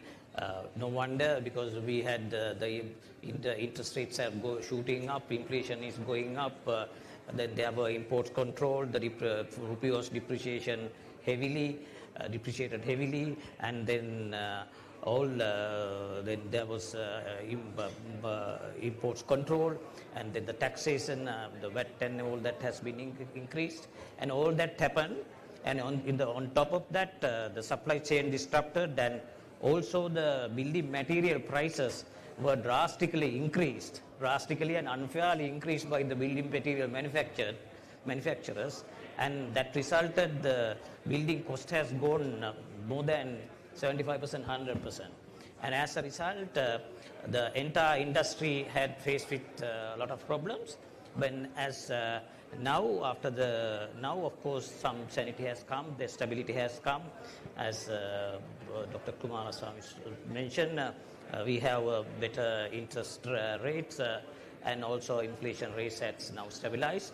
And also the total building material prices and construction cost has come down. But still, in Sri Lanka, the building material cost is the second highest in South Asia. And however, now the situation has improved drastically. People are investing in real estate. People have found that the real estate is another asset class where they can rely on, where they can see that it can be a creator of wealth and a future creator of equity. So as a result, a lot of people are now looking at real estate not only to live, but also as a short-term, medium-term, and a long-term investment. So as a result, we see a lot of demand has increased. And what happened in the last 4-5 years, the whatever the stock has, because people have stopped construction, there are not much finished products in the market, and there are no housing, very less houses are there. As a result, definitely we are very bullish. The real estate is going to be a key driver of the economy as well in the next 4 to 5 years. Thank you, Mr. Brakmanage. Thank you very much. Next, I would like to move my attention to Nadeem. So, the context here is, okay, there's some stability at the overall economy, and the cost of construction has gone up by about 75% to 100%, but it seems it's slowly picking up. And which sectors that people should put their buck back, whether it's commercial, whether it's residential, or how do you see is it mixed? Or in this context, how someone who is planning to invest in real estate should look at? Sure. Hello. Yeah. So I'd like to just set some context before getting into this. If you look at Sri Lanka and where we are right now, and the occupied housing in Colombo, about 13% of our occupied housing are currently apartments. Now you compare that to the region, you compare that to Kuala Lumpur, it's 50-60% plus apartments in the city. Mumbai, as high as 80 to 90% in the core of the city. Singapore is almost 100%. So Sri Lanka is still at its infancy in terms of apartment living. And what's happening now is, because back in the day, people prefer to have the big houses with the land, with the garden. But today, one thing is with the cost of construction, and also the pain that you have to go through in terms of building your own house. The other factor is also location, because if you want to buy a land and build your house today, it'll have to be in the outskirts. You're going to spend 2-3 hours commuting each day. In fact, we did a calculation here on your full working life. It could be 2 to 3 years of your life you spend in a vehicle just going up and down. So people are starting to think of this now and trading kind of size and houses for convenience and location in the heart of the city. And we are seeing this trend very clearly happening with most of our developments. I mean, people who initially bought our developments saying, I'm buying this purely for investment, today we see them actually living there. Or they're using it as a weekday pad, or just during the day for their kids' classes to make sure they have a convenient location.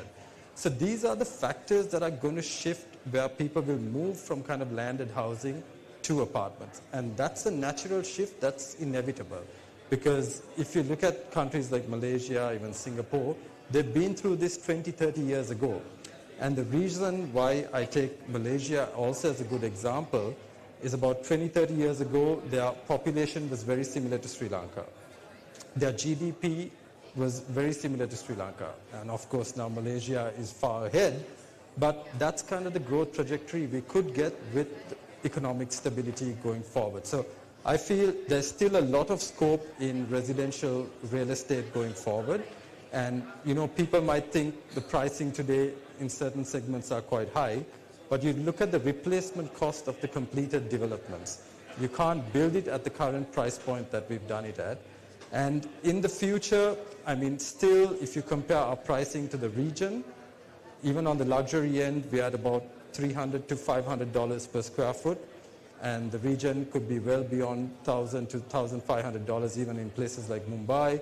Singapore could be over $2,000 to $3,000 per square foot. So Sri Lanka is still at a fraction of the price of the region. So that's where I see there's a lot of potential and a lot of upside for residential real estate. Of course, the last couple of years, there was a bit of a slowdown due to the economic situation. But as Premalal said, now we're seeing a good pickup with inflation and interest rates coming under control now.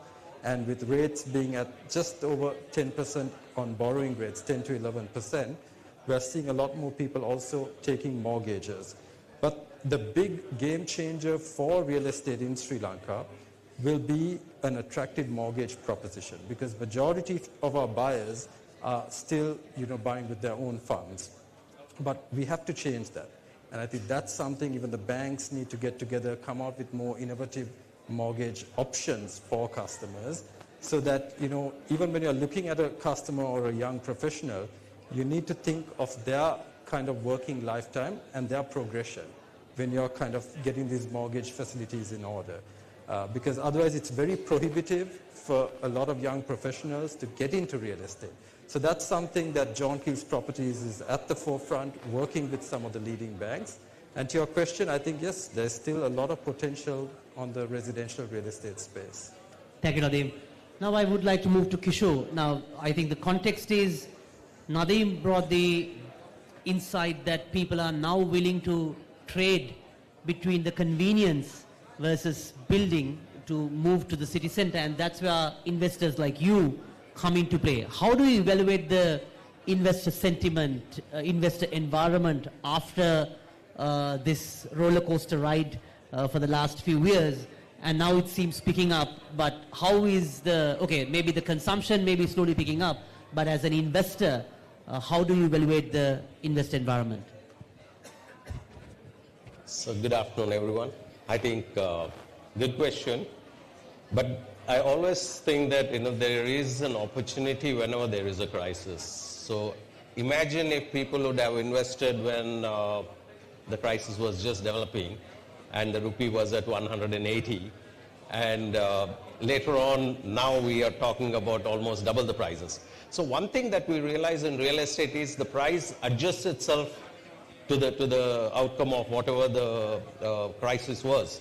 So if you look at the prices that people bought an apartment at that time and now, nobody has literally lost anything. So there has been an investor sentiment that real estate is secure, real estate is good, and then we could always get back to liquidating it. It's pretty liquid in terms of when you need the money and other things. So investment-wise, people are looking at it. So post-crisis, like Dr. Kumaraswamy said, most of the things are in place. So the similar crisis or similar things happening again might not be a possibility, at least in the near future.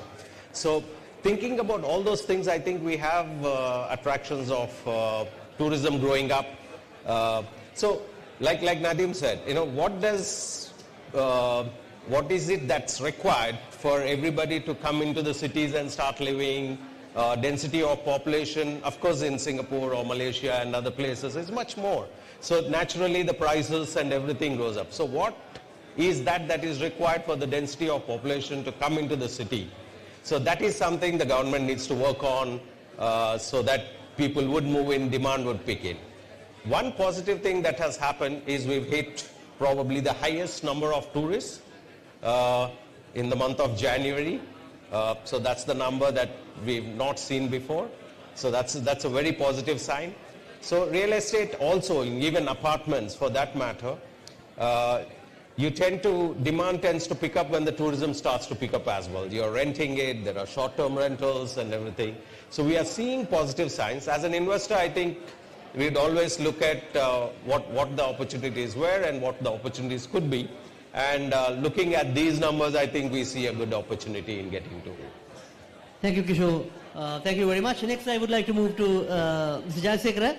Now, as a buyer, there's so many questions about like whether on the legality side of it, how do you evaluate it, and at the same time, also for investors, there's a massive regulatory process. Could you shed some light on what a buyer point of view that they should look for, and are there any suggestions that this business environment can be made better?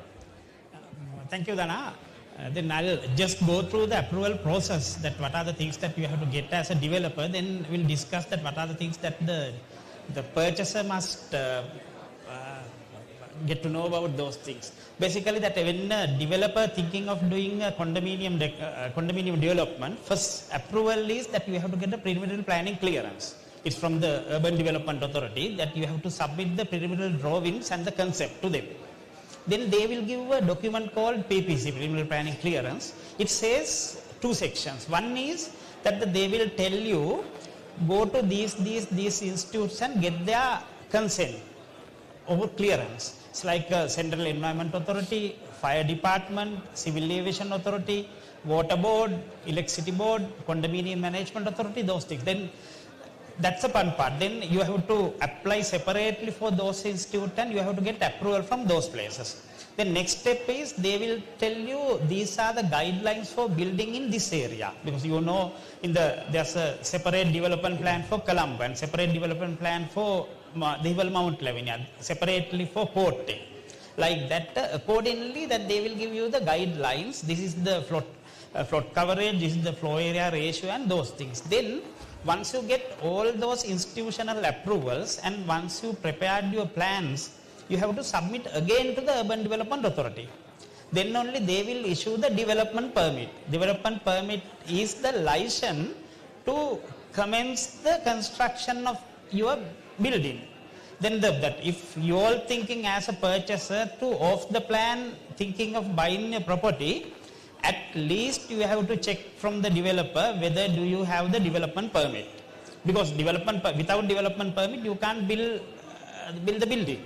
That is number one. Then thereafter, once you obtain the development permit, you are commencing your construction. Once you complete your construction, then architect is issuing a document called Certificate of Practical Completion. It says this building built according to the approved building. But thereafter, the most important document is Certificate of Conformity. It means that the relevant local authority or the Urban Development Authority issuing a document saying that this building completed as per the approved building plan previously by them. That as per the latest regulations issued by Condominium Management Authority, it's in 2017, that's the only regulation they have issued. It's mandatory if a developer giving the occupation to an occupant, that you have to have the COC. Without COC, you can't occupy in a condominium building. So that if you are building, if you are thinking of purchase a unit and you are thinking of moving to, then you have to ask the COC from the developer. Then the next steps are, once you get the COC, then you have to get the approval for common amenities from the Condominium Management Authority. After you get COC and CMA approval only, you can submit your condominium declaration deed to the relevant land registry and registered as a condominium property. Thereafter only you will get your deeds. Then you have to be very careful on those steps and to be vigilant also. Say that sometimes some developers are that we know that the years and years taken to get the COC and the CMA approval, and sometimes no deed. That say that you have to very careful on those steps. And another thing, say although you have approvals, but the approval is just a piece of paper. if you are thinking of buying a property off the plan, please check the credibility and the capacity of the developer, whether they can build this building. That is number one. And the number two, although you have all approvals, including if you can get the deed and the condominium certificate, everything, but there might be some mortgages over the property. Maybe that from the balance money what they have to get from the buyers, that the remaining final installment from the buyers, that it might not meet the requirement from the bank, then you might trap there. Then those things you have to think when you are buying a property. Thank you, Mr. Jayasekara. Thank you very much. So I think you got a color of from the macroeconomy to the finest detail of what you need to think about when you are buying a property, also with the investor sentiment. Dr. Kumaraswamy, next I would like to move on and ask you about let's come back to a little bit of macro side. Now, what's the contribution of the real estate sector and the construction to the economy? Because the particular reason I'm asking that question, after war there was a big construction boom, and of course our growth numbers were good. But again now, after we hit the crisis, there was again a conversation that okay, that growth was not sustainable, though it came from the construction. So our viewers, the people who are planning to buy a property may be in a confused stage.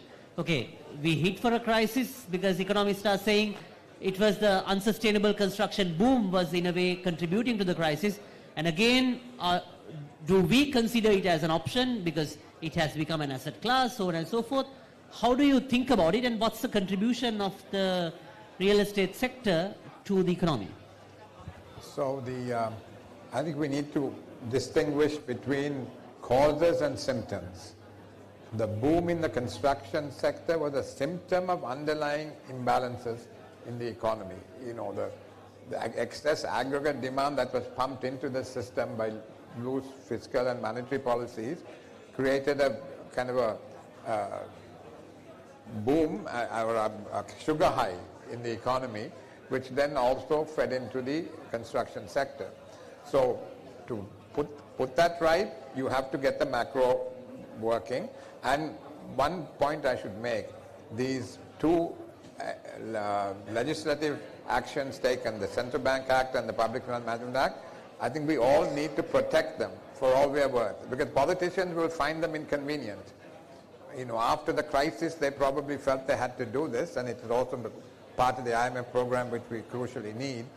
But as time goes on, they will feel tempted to dilute those acts, which means they're trying to go back to the same playbook which has put us in trouble again and again.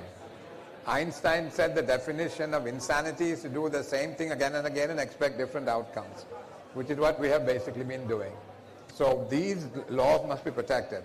So you're asking me, okay, so in terms of going forward, hopefully if the laws are in place, we'll get a more stable environment and people can make investment decisions based on a more stable environment. But in terms of the prospects of the sector, we need to have growth in the economy. If you have a growing, buoyant economy, automatically that flows through to the public sector as well. And that is what we have not been good at. We have not been good at doing the structural reforms to get sustained growth. We create these sugar highs through unsustainable macro policies. Then from day one, we have already sowed the seeds of instability and crisis further down the line. But if we can do the structural reforms, and what do I mean by the structural reforms? Things like the investment climate, SOE reform, investment promotion, trade policy, trade facilitation, education, training skills, you know, these are well known. In the 1980s, I was seconded from the central bank to the finance ministry to work for the late Mr. Ronnie Dimel, was finance minister. So I became his bag carrier and followed him around. And he was talking about exactly these things 40 years ago. And we still haven't done it. So then you have to ask, why is it we haven't done it? I can think of two reasons. One is the gestation period for these structural reforms tends to be quite long, often more than one political cycle. So there is no real incentive for politicians to get them done. But probably the bigger, most significant reason is that while these reforms benefit many people, there will also be some very powerful losers. Few of them, but they're very powerful. And they have a vested interest in the status quo. And time and again, they've blocked the reforms. So we don't get these reforms done, and we don't get sustained growth. But if we're able to get sustained growth and keep these fiscal and monetary policy rules intact, then I think we'll have a much more stable environment within which people can make their investment decisions. Thank you, Dr. Kumaraswamy. Nadeem, now in this context, one reason the stability has taken place in the macroeconomic environment is with the tourism flows and remittances picking up back. So at the same time, there's a conversation about attracting foreign investors and foreign buyers to the real estate sector. Sure. As John Keells, what do you do differently, or what do you do to attract foreign buyers and foreign investors? Because that's also part of the, in a way, the macroeconomic stability. Sure. And what do you do on that front? Sure, sir. As at now, if you look at the foreign buyer base in all of our products, it's a very small percentage. And the foreigners that are currently buying in Sri Lanka are people that have some kind of business relationship or tie, or they have friends in Sri Lanka and they're investing. But we are not kind of getting the outright foreign investor coming in as yet. But I think, there has to be also a concerted effort like what Malaysia has done with Malaysia My Second Home. Yes, there was the visa and the residency permit options that, the government was trying to introduce. But still, there is no clear-cut policy on that side. So I think that's something that we have to work together with the government to really have that concerted effort on the residency permits, because that's something that can attract investors from the region. The other thing I think we need to do is, it can't be one developer going out there and trying to attract investments.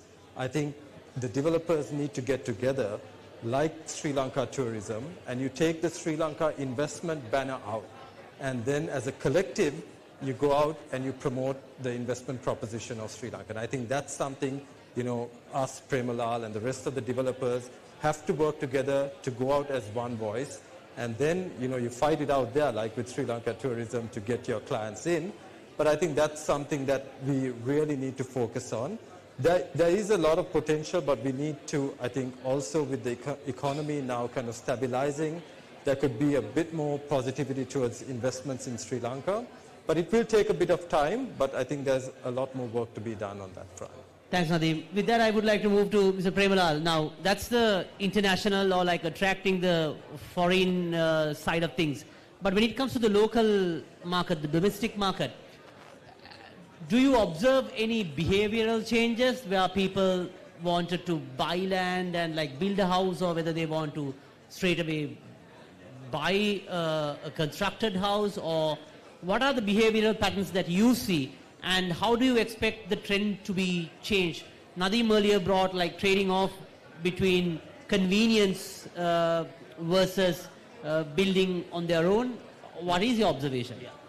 Yeah, while coming to your question, I think that I should address this real estate business because the real estate, especially the building, apartment building and the condominium and the houses, the government has not understand what is the vitality of this. Basically, we are contributing to the GDP of 7% or whatever, and also we calculated we are paying more than 35% to the government. We are paying 18% VAT on the sale value, then 2.5% to SSC, 20.5.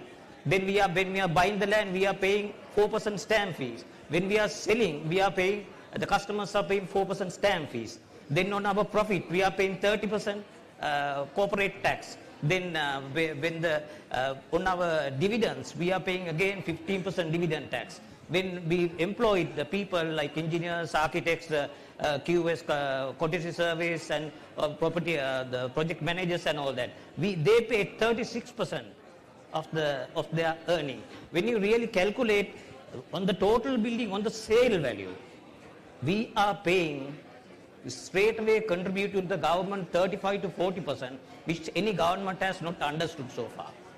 When we purchase the land, immediately we pay 4%, and from the time we buy the first cement bag, out of that 20.5% we immediately pay. It is not after the building is constructed. The moment the building is constructed, it is going to be paid to the government, and on the total value of the building, 35 to 40% is government stake. But I'm sorry to say that none of the government has understood the contribution from that. Other than after that, the foreign exchange coming from so we go out and we promote our products in Dubai, then Australia and all the other countries, and we bring the foreign exchange here. But that part has been completely forgotten. So that is the one that is really is sad about it. Then when it comes to what is your question now? My question was on the behavioral changes, whether it's how people move. But I think what you made was also relevant, because what you say is it's sounded to me like you are in the business of paying taxes, and in the middle of it you're also doing some property while you are. Our buildings are not built on cement and sand and steel. It is building on taxes and interest. So yes, any behavioral changes that you see, very important point, because you said because the cost of construction is high. Yeah. Was it driving any behavioral changes? Because you brought the valid point, because you have to make an upfront investment as a tax. Like when you're buying a bag of cement, you're not claiming it after you build the property. You're paying it upfront. And as advocate in our institutional capacity, what we have been advocating is to bring down the cost of construction down, because it's one of the highest, as you mentioned, in South Asia. So is it driving behavioral changes? No, the behavioral changes is driving. Of course, the construction cost is, of course, has affected the margins as well as the sale price and increased sale price and so on. But right now there is a huge demand for the houses and the apartments, and people are shifting from the buying a land and building house to go into a gated community houses or an apartment, where that is tremendously easy. Then you will have security, you will have all the other amenities. There won't be power cuts, there won't be water cuts, and the housekeeping will be there.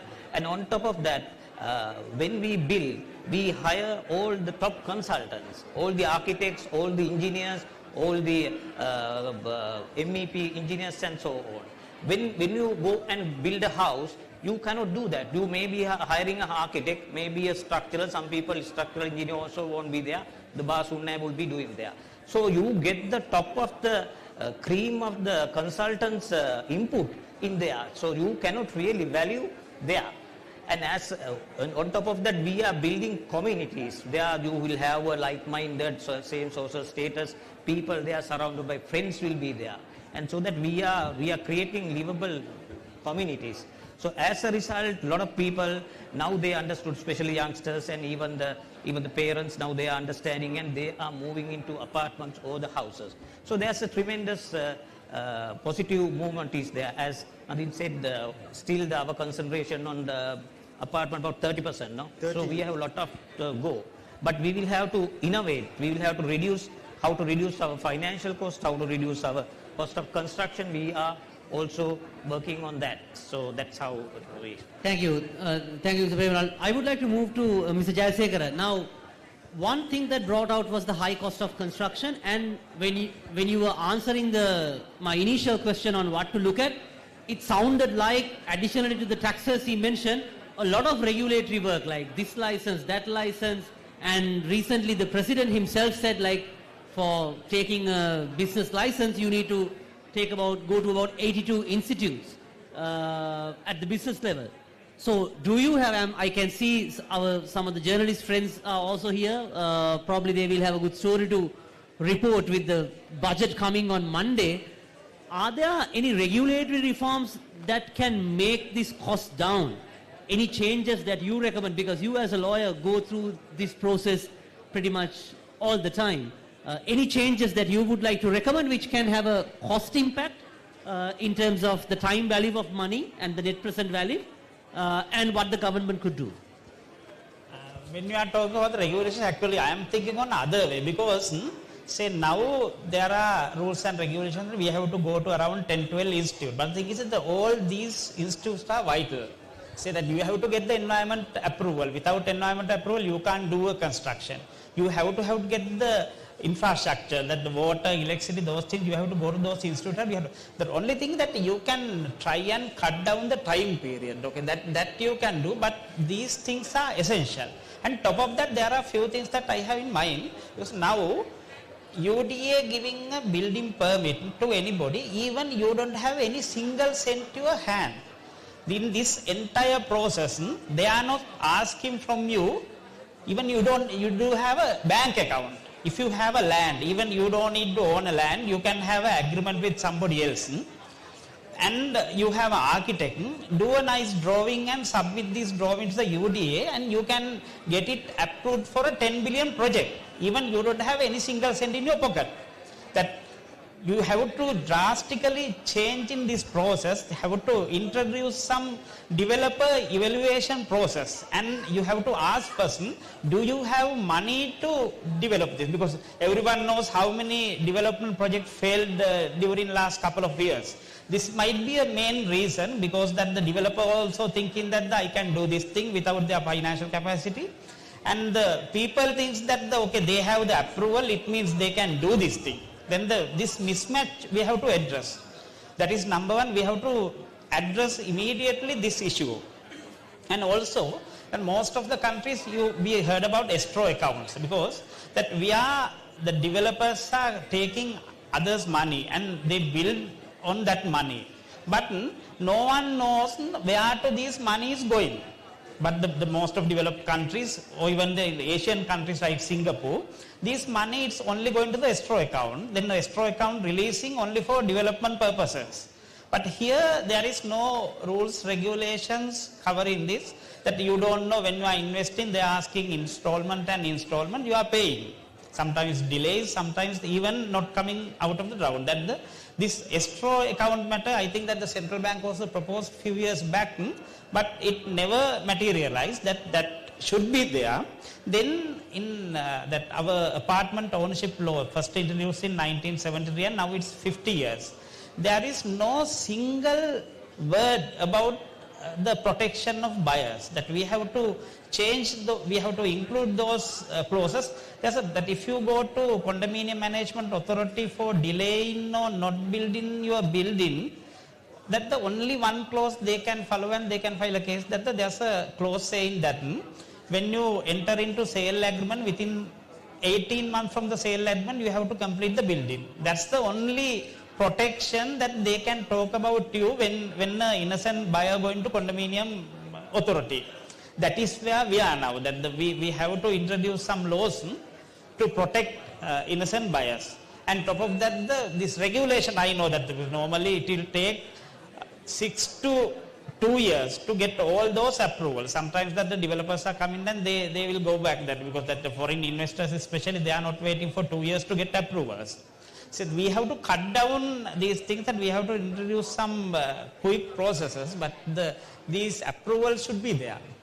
Thank you, Mr. Jayasekara. Kishore, with that, are there any restrictions that further delays or restrict the foreign investors to come to Sri Lanka and invest in the real estate sector? What's your experience? See, I think all the points you mentioned is pretty much valid, where anybody, why would somebody come and invest here? It needs to be attractive. So one of my friends actually said this. I think this is a nice story for everybody. If there are 3 friends who invite you to a party, one has good food, one has good music, one has good atmosphere in the whole place the party itself, where will you go? None of these. You would go to a place where you feel welcome. You might have good food, but if you're not made welcome, you're not going to go there. So this is something that any investor would look at. The whole world is asking everybody to come where it mentioned, like Malaysia would say the same, Thailand is going in, attracting, Vietnam is doing the same. There's so many people attracting investors to do it. So you would go to a place where you are actually made welcome. So that's the key of any investment to come in.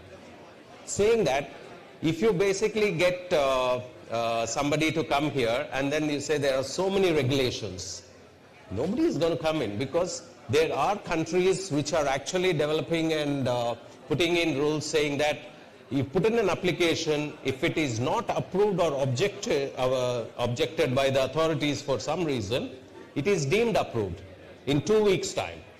States in India do that.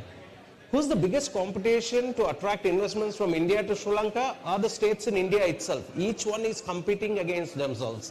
Each one is basically providing more and more facilities. Sri Lanka was an example for growth and everything probably 2 decades back. India is to look forward to see. Now when you look at it, other states in India have really overtaken. They've really grown up. The deemed approval process of Telangana is something which is taken up as an example by majority of the states. If you don't give an approval, it is considered it's approved. If you don't object for a valid reason, then it's considered it's approved. So these are the things that we need to look at. One of the things that we were talking about is visas for investors to come in. If somebody comes in, they need to have a visa to live in. We haven't had a process of somebody buying an apartment, getting a visa. And I think a very good thing was at the Condominium Developers Association, me and Premlal, we were talking of the same thing, where buyers who have spent millions of rupees in buying the apartment from abroad, and they don't have a permanent resident visa to live in the apartment. They need to take a visit visa every single time. And saying so, the last government gazetted the law that, okay, if somebody invests in an apartment, they will get a resident visa and all these things. So there were 2 buyers from Prime Land who actually went to the immigration and said, we've invested, as per the gazette, we need the visa. We're talking about probably 7 months, they still haven't got their visa. And the reason being, they said, oh, the systems are not in place and other things. So these are the things that we need to address. It's not just regulations from the government side to put in and say, you need to follow this, and various other things. But from the government to say why you should come, why you should invest in Sri Lanka, make it Sri Lanka an attractive proposal. First, we should look at why Sri Lanka more than anything else, saying why John Kids, why Prime Lands and anything. First thing everybody is looking at is why Sri Lanka. Is it conducive to invest? Is it conducive to live? Do people make me welcome and feel welcomed at least, and then will they do this? So these are the things. I'm actually against regulations. More and more regulations you put in, you're actually cutting down on, you need to be facilitators than regulators. So facilitation is something, like let's say a tourist board was a facilitator to attract tourists into the country. Eventually they became regulators and they say why you should not be doing so and so, why you should not be doing this. So there is a difference between facilitators and regulators, and we need more facilitators than regulators. Thank you, Kishore. Me being the facilitator, I would like to get your facilitation on shooting questions. If you have any questions, I think you can quickly ask those. We can take few questions and wrap up. I think we can see 2 hands. Over to you. Do we have a microphone? Yes. I think the microphone is coming. We'll take few questions in the same round. The front seat, yes.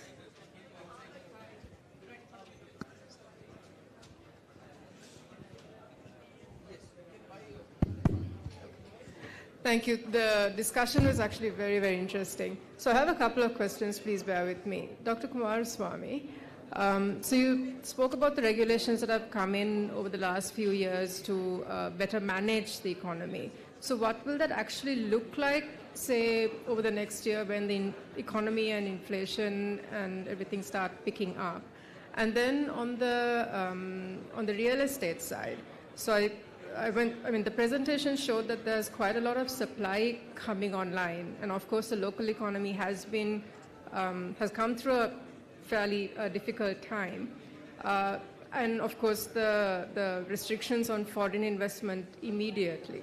Is there capacity to absorb the supply that's coming online? And in that context, what is your opinion on the pricing of real estate as well? Thank you. I think there was another question at the front. Yes. It's actually a suggestion more than a question, what Reddy was mentioning, really, to facilitate the investors. I have felt also the similar situation because doing a thing in Sri Lanka is it's a very attractive, beautiful place, beautiful people, all that is there, but get things sorted is very difficult. So earlier to the previous government also I have mentioned the problems I have in even exporting and clearing things in this country because of the regulations. So what I feel is now all the panel, I gained a lot of wealthy knowledge from the panel here today, this morning. We should actually have, in fact, all these people, the institutions who are trying to approve, or can't they come into under one roof to make people easy for the investors instead of going from A to Z to so many institutions? It takes years to get things approved in this country. That's what I want to know, is it possible? Thank you. Any more questions? Yes. We have another question at the front row. This is a question related to the recent fire, twin fires at the Krish, which is also an abandoned project. Now, does the fire brigade have a facility to handle a fire that goes to maybe 35 floors, 45 floors? The only firefighting capacity in building would be the fire extinguisher. But have we addressed this issue? Because fire, I don't think, is something that is considered when you buy an apartment. I mean, you look at your water, you look at your electricity, but what happens if there's a fire on the 31st floor of an apartment or even a government building? Does the fire brigade have the facility to take it, to be able to handle it at that point? Thank you very much. We have one more question. I think with that, I would like to move to the panel. Yes. Yes. My question is regarding government approvals. In Sri Lanka, there are cases where the government deliberately sort of blocks your approval for dishonest reasons. Now everybody knows that Sri Lankan government officials have bribes, and when they don't get the bribe, they block it. But there can be other reasons also, personal dislikes, and when they have ulterior motives of trying to steal your land and things like that. Now, in foreign countries, do you have a proper mechanism to curtail that? For example, do the officials have to change once in 5 years? Or is there a special commission which you can go and lodge a complaint that even though you have done your part perfectly well, these government officials are not working, not doing their work? I mean, everybody knows that the Sri Lankan approval process gets blocked and all that. But in foreign countries, how do they manage to expedite everything Thank you. well? Thank you. I would like to get the fire question on an emergency basis, as usual. Who wants to comment on that? Yes. So, regarding the fire, see, just because you build a 1,000-meter building, it doesn't mean that the fire departments anywhere in the world could reach that point to do the fire. However, there are regulations in the fire department itself. I mean, when you need to get the fire clearance, to a certain amount, a fire engine with the ladders and other things could reach. But then you need to create certain facilities that could fight the fire from inside the building itself. So things like you need to have wet risers going up from the bottom of the building to the top of the building is one of the things where you could connect if a fire department, somebody enters the building. When the Twin Towers in the US was bombed, the fire department people entered the building. They went inside to fight whatever the fire was there. So that is something that needs to be facilitated. Not that the fire department needs to have a fire engine that could reach up, right? So there are sprinklers, there are guidelines that says that you need, if your building is passing certain, I think 20 floors or something, right? 100 meters. 100 meters. 30 floors. Then you need to make sure that every floor, every premises, every room has a sprinkler system that would automatically come on when it is there. So these are the systems that needs to be in place. And fire doors need to be installed so that your staircases are free and the fire doesn't spread into the staircases. So various guidelines that are there, which are implemented, which I think the fire department does look into and give approvals. And it's the responsibility of the management corporation after the developer develops. These things are maintained well. Then if these are neglected, yes, there could be a problem and there could be mishaps that could happen. Thank you very much. Next, Mr. Jayasekara, on the government approval process, do you have any best case examples in foreign countries on the last question we received? Actually, he's asking that about the bribes and so, that those things that you can't comment on because it's a subjective matter. But however, that for any institute, if you are not getting approval, there's an appeal process also. Even UDA, that if you are not getting the approval, you can go to the UDA Ministry Secretary. In each and every, even Sri Lanka, that each and every institute has the appeal process that you can go ahead. But the thing is that again the timing is the issue. That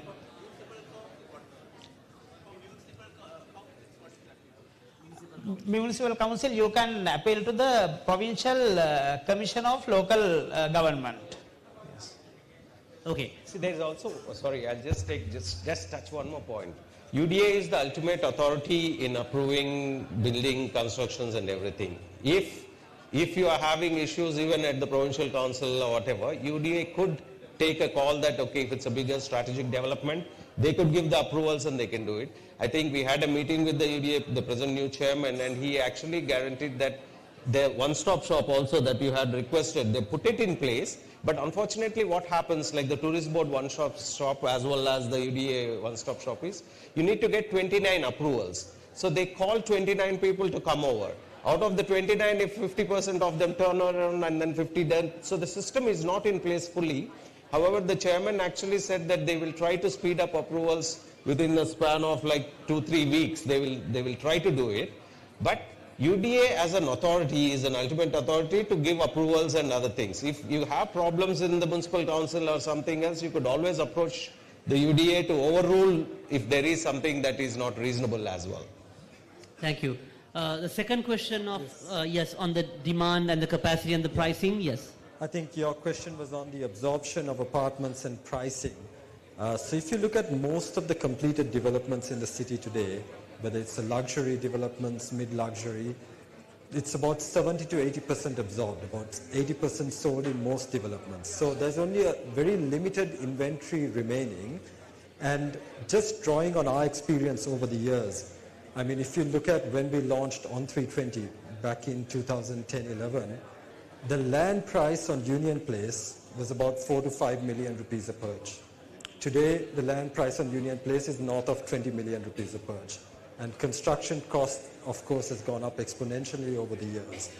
And you're going to see that continue to happen. So to replace these assets that are currently completed, it's going to be much higher going forward. So that's where you're going to see the natural price appreciation happening. And as I explained earlier, if you compare it to the region, Sri Lanka's pricing is still quite attractive. And if you look at the core of the city, in the heart of Colombo, there's very limited land parcels that you can do these kind of developments. And in the future, with construction costs going up and pricing going up, most certainly the current pricing that you see today will appreciate in the future. Dr. Kumaraswamy, the first question, how would be the outlook? Do you want to take that question? Yes, please. Okay. You know, as I was trying to say at the outset, we now have a framework in place which shouldn't allow inflation to pick up. But that is on the demand side. But you can get exogenous factors which create supply side inflation. It could be international commodity prices. It could be disruption of global supply chains because of tensions, global tensions. So you can get these exogenous shocks which come in and create pressure on prices. Now for that, the central bank doesn't have the instruments to deal with that, because the interest rate is the instrument the central bank uses to calibrate demand in the system. But when you get that kind of shock, you really have to build buffers in the system. You need to have fiscal buffers, you need to have external reserve buffers, etc., to ride through those shocks which come from outside. So if you look at what the East Asian and Southeast Asian countries did after the East Asian crisis, they ensured themselves by building massive reserves now. So now, for instance, Singapore paid for all its COVID-related fiscal stimulus out of their reserves. They didn't have to increase taxes, do nothing. They had built up such reserves that they were able to basically provide support for businesses and individuals out of their reserves. So over time, we need to build up our reserves. That's what we need to do to make sure that inflation coming from outside kind of demand pressure is looked after. On the demand side, if we keep the laws in place and we stick to the laws, we shouldn't get inflation. And also the central bank now has this flexible inflation targeting, which is really a data-driven, forward-looking methodology. And they have now got improved forecasting and modeling capacity to be able to predict inflation 12, 18 months down, got the wherewithal to do all this. They are saying that inflation will go back close to the target, the 5% middle of the target, by the middle of this year. And next year it may even go a bit above that. So they now have to be proactive and take the monetary policy to make sure that inflation doesn't go beyond that. Thank you, Dr. Kumaraswamy. Mr. Premlal, any final thoughts? I can see the MC at the podium, so that probably with the message that stop it, we have to break for lunch, but any final thoughts before we wrap up?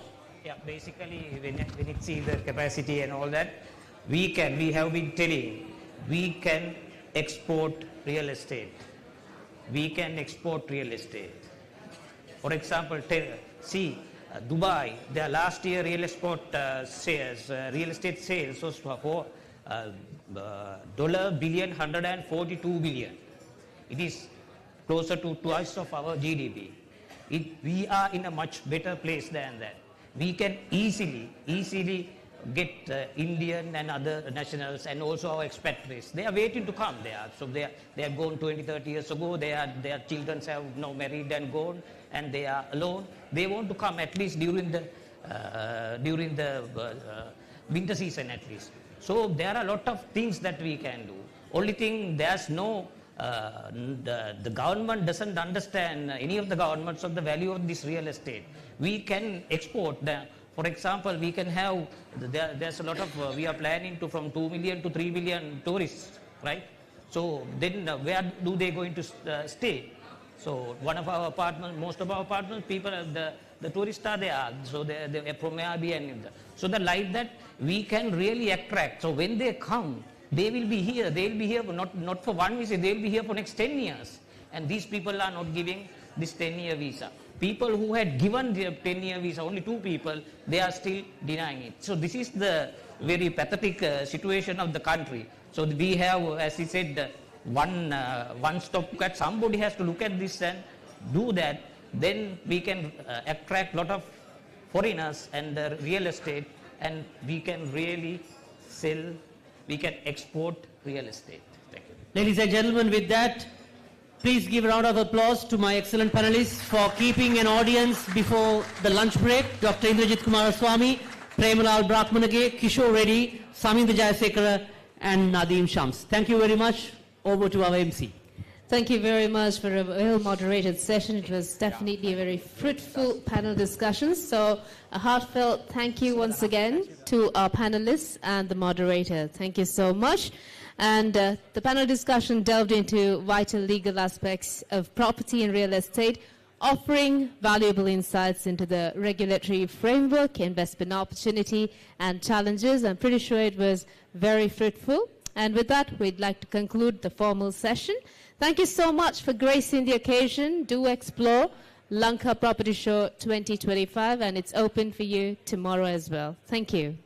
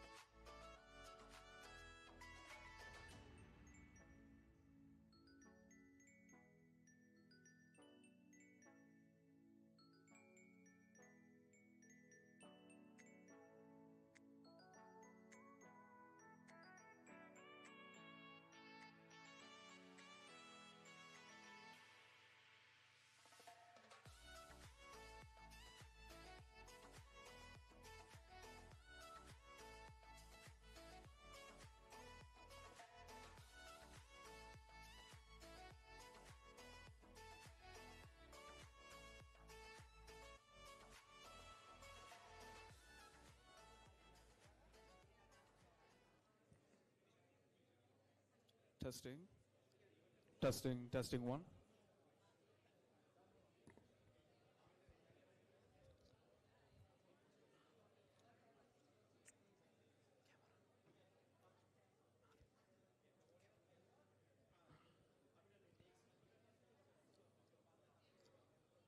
Hello and good afternoon to all our viewers online.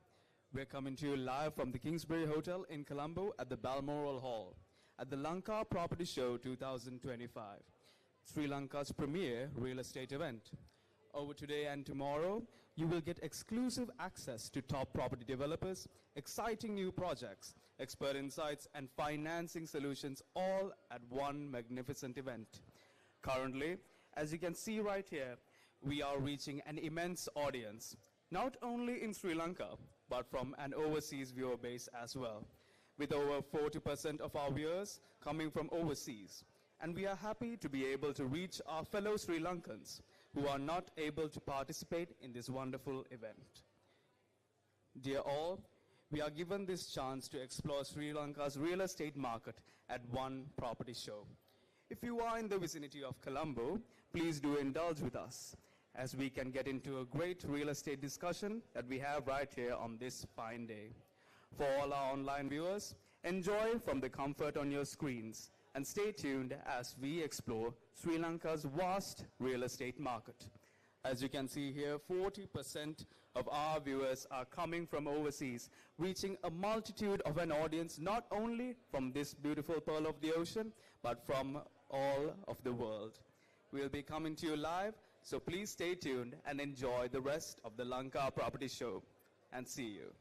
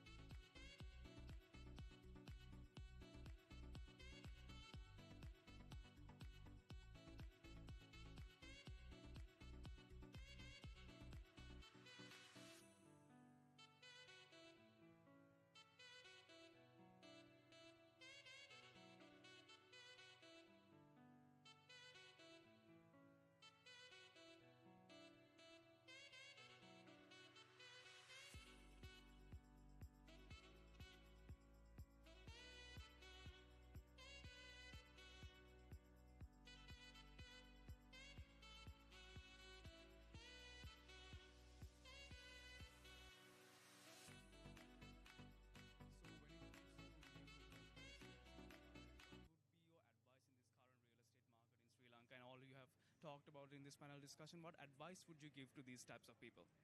Yeah, basically, you'll have to look at the when you make an investment. You may be looking at the plans, designs, 3Ds, location, pricing, discount, payments, and so on. So basically, that you are really looking at the development. But at the same time, it is also vital and also sometimes more important. You will have to see with whom you are going to part with your money. So that is the developer. Who is going to develop this product? Who has the brand? Who has what is his credit worthy? What is his history? What has credibility and so on? Because you will have to really see that, because that is where for next 2 to 3 to 4 years your money is going to be parked there. So that is really important to look at. That is called the developer. So you will have to look at the development as well as the developer. So with all this you have seen at this property show that we have here, what do you think of the property show that you have attended this year? It's great. It's great to be here, and also to see a lot of property enthusiasts also there, and the customers are there, and also a lot of developers are also showing their products, which is really good thing that is needed and need of the hour. So thank you very much for your time. Thank you for being here. So, sir, in the next 5 years of the real estate market in Sri Lanka, as of what you've spoken through in this panel discussion as well, where do you think we will be as a real estate market in this country? I think the crucial thing, of course, is to continue with what the authorities have already started. They need to maintain the achievements they've already gained in terms of stabilizing the economy. Then they now need to get growth. They need to focus on structural reforms to drive growth. So once you get growth, sustained growth in the economy, that will then spread. There'll be effects that flow through into the property market as well. Because there'll be employment, there'll be more income, and there'll be more demand, and that will automatically have benefits for the property market as well. In addition, with stability now, the macroeconomic framework that's been put in place, a new paradigm of macroeconomic management with the Public Finance Management Act and the Central Bank Act, we can be more confident that we won't get these kind of erratic movements in interest rates, exchange rates, tax structure, etc. If that stability can be maintained and structural reforms done for growth, that will automatically give a boost to the property sector, and the property sector should prosper over the next 5 years.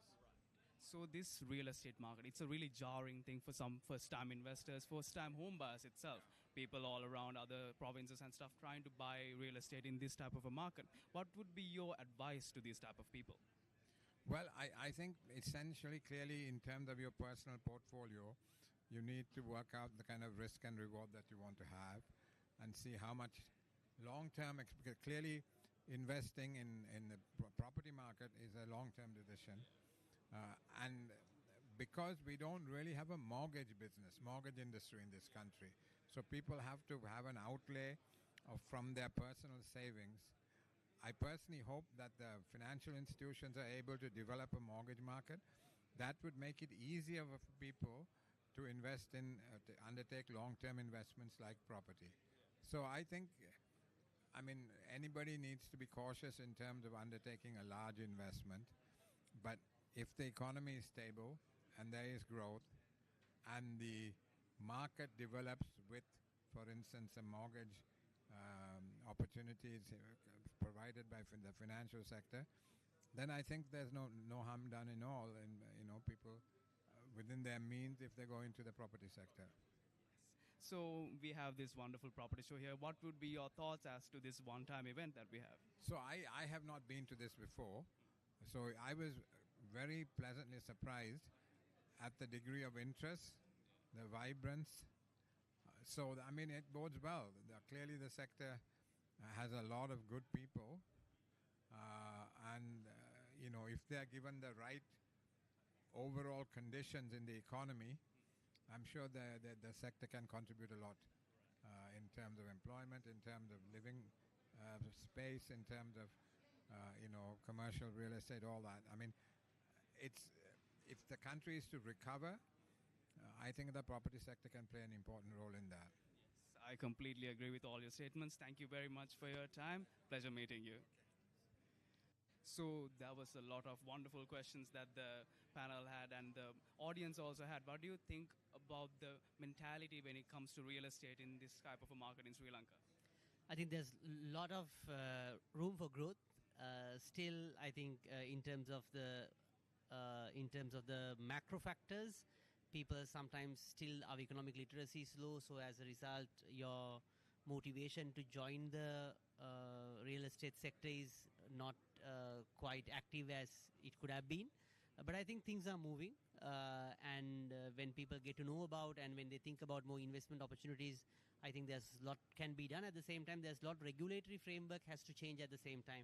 Even in today's conversation, there was a lot of comments about the visa process, because if you really want to attract foreigners to invest in the real estate sector, those regulatory framework has to change. And also on cost of construction has to come down, because that's where you push the prices down and you make it affordable for as many as people. So I think those changes has to take place. So when it comes to foreigners and people trying to invest, do you see a future where they will benefit from this? Because right now it's a very troublesome kind of path for them. Absolutely. I think that's what Kishore basically mentioned today. People join a place that they are welcome. So I think we have all the facilities, but it's the regulatory framework sometimes is not very conducive or facilitative enough. So I think that's where we have to focus, and that comes from a lot of reforms in the overall economy, and I hope that we will do it. And if when those things takes place, whoever who is investing in the real estate sector would be beneficial, because the value goes up, and I think it's a safer investment compared to many other, but it's of course long term, but I think there's a lot of room for improvement. All right, so thank you very much for your time. Then thank you for being here. Hello, sir. So when it comes to the real estate market, you have seen a significant drop right after all the incidents that have happened, COVID and such. So the rise in the real estate market, do you see it being advantageous to new investors, new buyers and such? So the drop was essentially a bit of a correction that happened. But essentially what happened was, after the rupee depreciation and all the issues that we went through, you saw a massive uptick. And essentially what's happened right now is, if you look at the interest rates and things like that, they've dropped considerably. So this is going to further push the real estate industry, because at the end of the day, real estate's always been your darling wife. It's the one that's been consistent. It's the one that's held you down, and the rental returns are always consistent. The capital yields have always been strong. So I feel that in the coming years, people will more, I would say, push towards real estate, because at the end of the day, it's also nice, right? Because you get an FD, you don't really have much to show for it. But this, down the road, the investment clears, you might even consider taking it as your own place or giving it to your kids. It's one of those, very long-term investments, which has a lot of reward. It's always a win-win situation when it comes to real estate, wouldn't you agree? Oh, absolutely. Well, I'm a bit biased, so. Of course. And how do you view this Lanka property show event we have right here in 2025? Oh, it's been great. And I think in the coming days, they should actually have a little bit more, purely because there's a lot of new projects that will come to market. The market is, I think they're hungry for new products, because, as I mentioned, your fixed income returns are a bit low now. So because of that, developers are also thinking about new interesting developments. You have things like Prime, which is opening up in Negombo, the Jadot development, which is a very impressive development, purely because, at the end of the day, they're catering towards that hospitality/apartment concept. And you have, even in Valigama, a development called South Beach. They've also, brought in about 106 apartments to Valigama. There's a lot of buzz in different places. It's not just central Colombo, the coast, and you'll be starting to, attract investment, not just from your locals, but pure foreign purchasers who are essentially coming down to Sri Lanka to have a good time, and now they want to be a part of Sri Lanka. So it's a very interesting time, and I'm very hopeful and positive about the Sri Lankan market. I'm really happy to see so many people gathering here talking about real estate, so many people coming together. Thank you very much for your time, and I appreciate it. So when it comes to new home investors, new buyers, what would be your advice in this current real estate market in Sri Lanka and all you have talked about in this panel discussion? What advice would you give to these types of people? Yeah, basically, you will have to look at the when you make an investment. You may be looking at the plans, designs, 3Ds, location, pricing, discount, payments, and so on. So basically, that you are really looking at the development. But at the same time, it is also vital and also sometimes more important. You will have to see with whom you are going to part with your money. So that is the developer. Who is going to develop this product? Who has the brand? Who has what is his credit worthy? What is his history? What has credibility and so on? Because you will have to really see that, because that is where for next 2 to 3 to 4 years your money is going to be parked there. So that is really important to look at. That is called the developer. So you will have to look at the development as well as the developer. So with all this you have seen at this property show that we have here, what do you think of the property show that you have attended this year? It's great. It's great to be here and also to see a lot of property enthusiasts also there, and the customers are there, and also a lot of developers are also showing their products, which is really good thing that is needed and need of the hour. So thank you very much for your time. Thank you for being here. So, sir, in the next 5 years of the real estate market in Sri Lanka, as of what you've spoken through in this panel discussion as well, where do you think we will be as a real estate market in this country? I think the crucial thing, of course, is to continue with what the authorities have already started.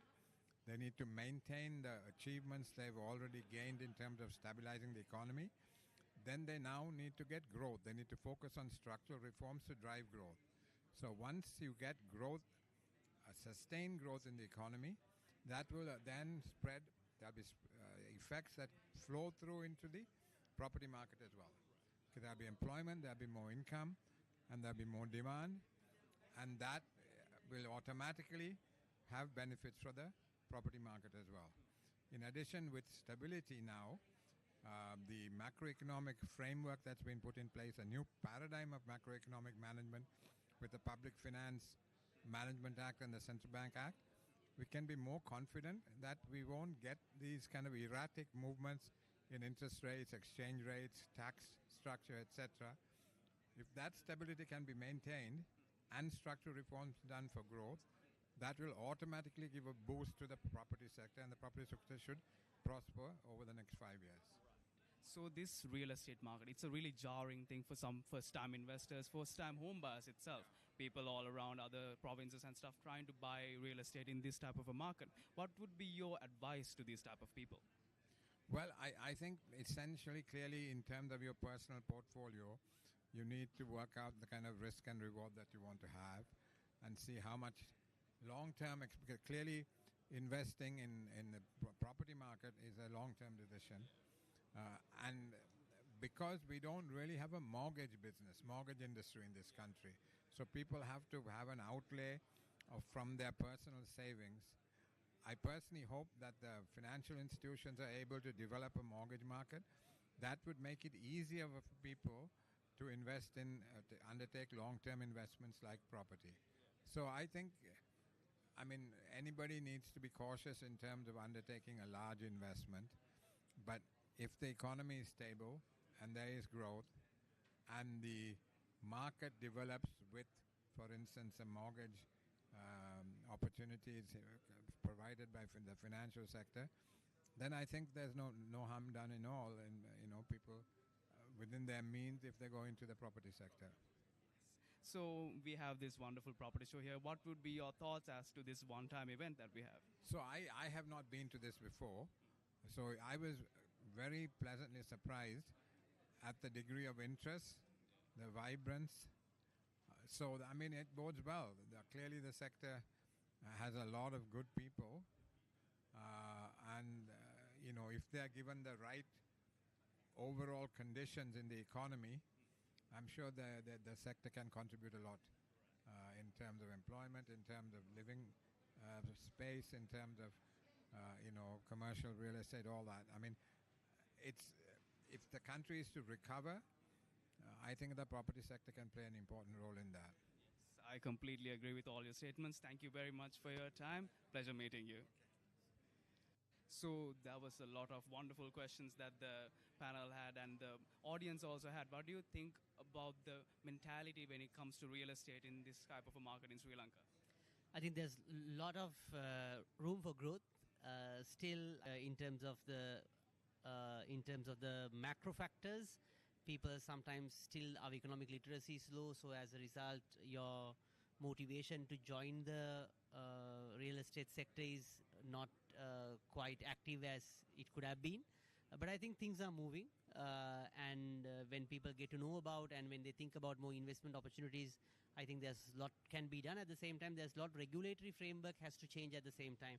Even in today's conversation, there was a lot of comments about the visa process, because if you really want to attract foreigners to invest in the real estate sector, those regulatory framework has to change. And also on cost of construction has to come down, because that's where you push the prices down and you make it affordable for as much as people, as many as people. So I think those changes has to take place. So when it comes to foreigners and people trying to invest, do you see a future where they will benefit from this? Because right now it's a very troublesome kind of path for them. Absolutely. I think that's what Kishore basically mentioned today. People join a place that they are welcome.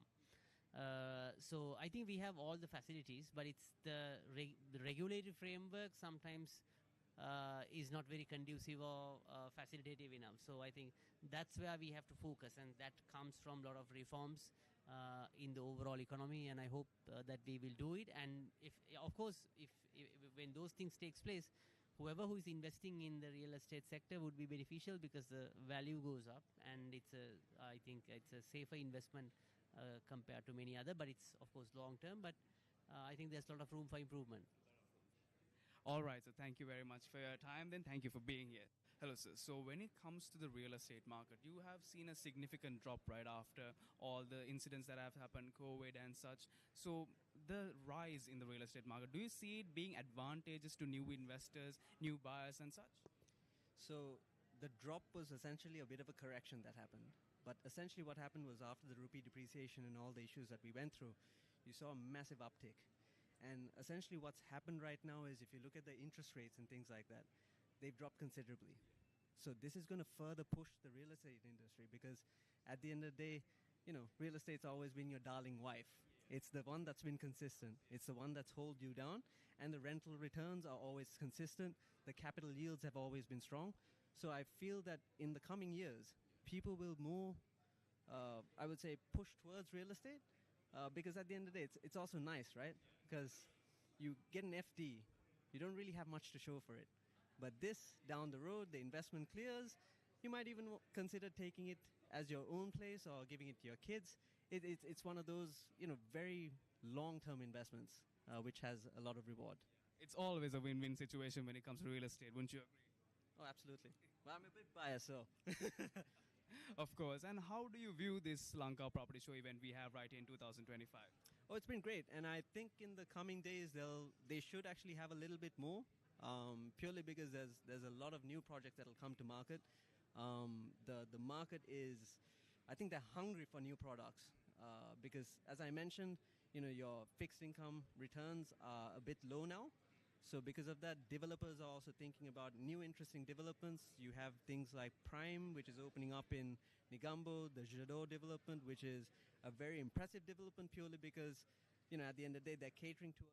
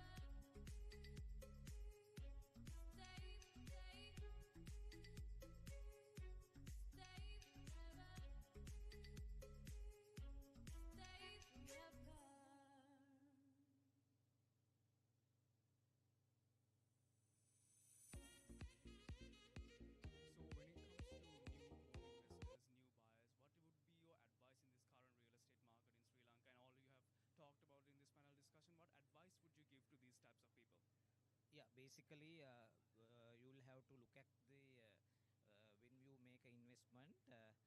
You may be looking at the plans, designs, 3Ds, location, pricing, discount, payments, and so on. So basically, that you are really looking at the development. But at the same time, it is also vital and also sometimes more important. You will have to see with whom you are going to part with your money. So that is the developer. Who is going to develop this product? Who has the brand? Who has what is his credit worthy? What is his history? What has credibility and so on? Because you will have to really see that, because that is where for next 2 to 3 to 4 years your money is going to be and parked there. So that is really important to look at. That is called the developer. So you will have to look at the development as well as the developer. So with all this you have seen at this property show that we have here, what do you think of the property show that you have attended this year? It's great. It's great to be here, and also to see a lot of property enthusiasts also there, and the customers are there, and also a lot of developers are also showing their products, which is really good thing that is needed and need of the hour. So thank you very much for your time. Thank you for being here. So, sir, in the next 5 years of the real estate market in Sri Lanka, as of what you've spoken through in this panel discussion as well, where do you think we will be as a real estate market in this country? I think the crucial thing, of course, is to continue with what the authorities have already started. They need to maintain the achievements they've already gained in terms of stabilizing the economy. Then they now need to get growth. They need to focus on structural reforms to drive growth. So once you get growth, sustained growth in the economy, that will then spread. There'll be effects that flow through into the property market as well. Because there'll be employment, there'll be more income, and there'll be more demand, and that will automatically have benefits for the property market as well. In addition, with stability now, the macroeconomic framework that's been put in place, a new paradigm of macroeconomic management, with the Public Finance Management Act and the Central Bank Act, we can be more confident that we won't get these kind of erratic movements in interest rates, exchange rates, tax structure, etc. If that stability can be maintained and structural reforms done for growth, that will automatically give a boost to the property sector, and the property sector should prosper over the next 5 years. So this real estate market, it's a really jarring thing for some first-time investors, first-time home buyers itself. People all around other provinces and stuff trying to buy real estate in this type of a market. What would be your advice to these type of people? Well, I think essentially, clearly, in terms of your personal portfolio, you need to work out the kind of risk and reward that you want to have and see how much long-term, clearly investing in the property market is a long-term decision. And because we don't really have a mortgage industry in this country, so people have to have an outlay from their personal savings. I personally hope that the financial institutions are able to develop a mortgage market that would make it easier for people to invest in, to undertake long-term investments like property. So I think, anybody needs to be cautious in terms of undertaking a large investment, but if the economy is stable and there is growth and the market develops with, for instance, a mortgage opportunities provided by the financial sector, then I think there's no harm done in all, and people within their means if they go into the property sector. So we have this wonderful property show here. What would be your thoughts as to this one-time event that we have? So I have not been to this before, so I was very pleasantly surprised at the degree of interest, the vibrance. So, it bodes well. Clearly the sector has a lot of good people, and if they're given the right overall conditions in the economy, I'm sure the sector can contribute a lot in terms of employment, in terms of living space, in terms of commercial real estate, all that. If the country is to recover, I think the property sector can play an important role in that. I completely agree with all your statements. Thank you very much for your time. Pleasure meeting you. So there was a lot of wonderful questions that the panel had and the audience also had. What do you think about the mentality when it comes to real estate in this type of a market in Sri Lanka? I think there's a lot of room for growth. Still, I think in terms of the macro factors, people sometimes still our economic literacy is low. So as a result, your motivation to join the real estate sector is not quite active as it could have been. But I think things are moving, and when people get to know about and when they think about more investment opportunities, I think there's a lot can be done. At the same time, there's a lot of regulatory framework has to change at the same time. Even in today's conversation, there was a lot of comments about the visa process, because if you really want to attract foreigners to invest in the real estate sector, those regulatory framework has to change. And also on cost of construction has to come down, because that's where you push the prices down and you make it affordable for as many as people. So I think those changes has to take place. So when it comes to foreigners and people trying to invest, do you see a future where they will benefit from this? Because right now it's a very troublesome kind of path for them. Absolutely. I think that's what Kishore basically mentioned today. People join a place that they are welcome. So I think we have all the facilities, but it's the regulatory framework sometimes is not very conducive or facilitative enough. So I think that's where we have to focus, and that comes from a lot of reforms in the overall economy, and I hope that we will do it. And if when those things takes place, whoever who is investing in the real estate sector would be beneficial, because the value goes up, and I think it's a safer investment compared to many other, but it's of course long term, but I think there's a lot of room for improvement. All right, so thank you very much for your time. Then thank you for being here. Hello, sir. So when it comes to the real estate market, you have seen a significant drop right after all the incidents that have happened, COVID and such. So the rise in the real estate market, do you see it being advantageous to new investors, new buyers and such? So the drop was essentially a bit of a correction that happened. But essentially what happened was, after the rupee depreciation and all the issues that we went through, you saw a massive uptick. And essentially what's happened right now is, if you look at the interest rates and things like that, they've dropped considerably. So this is going to further push the real estate industry, because at the end of the day, real estate's always been your darling wife. It's the one that's been consistent. It's the one that's held you down, and the rental returns are always consistent. The capital yields have always been strong. So I feel that in the coming years, people will more, I would say, push towards real estate. Because at the end of the day, it's also nice, right? Because you get an FD, you don't really have much to show for it. But this, down the road, the investment clears, you might even consider taking it as your own place or giving it to your kids. It's one of those, very long-term investments, which has a lot of reward. It's always a win-win situation when it comes to real estate, wouldn't you agree? Oh, absolutely. Well, I'm a bit biased, so... Of course. And how do you view this Lanka property show event we have right in 2025?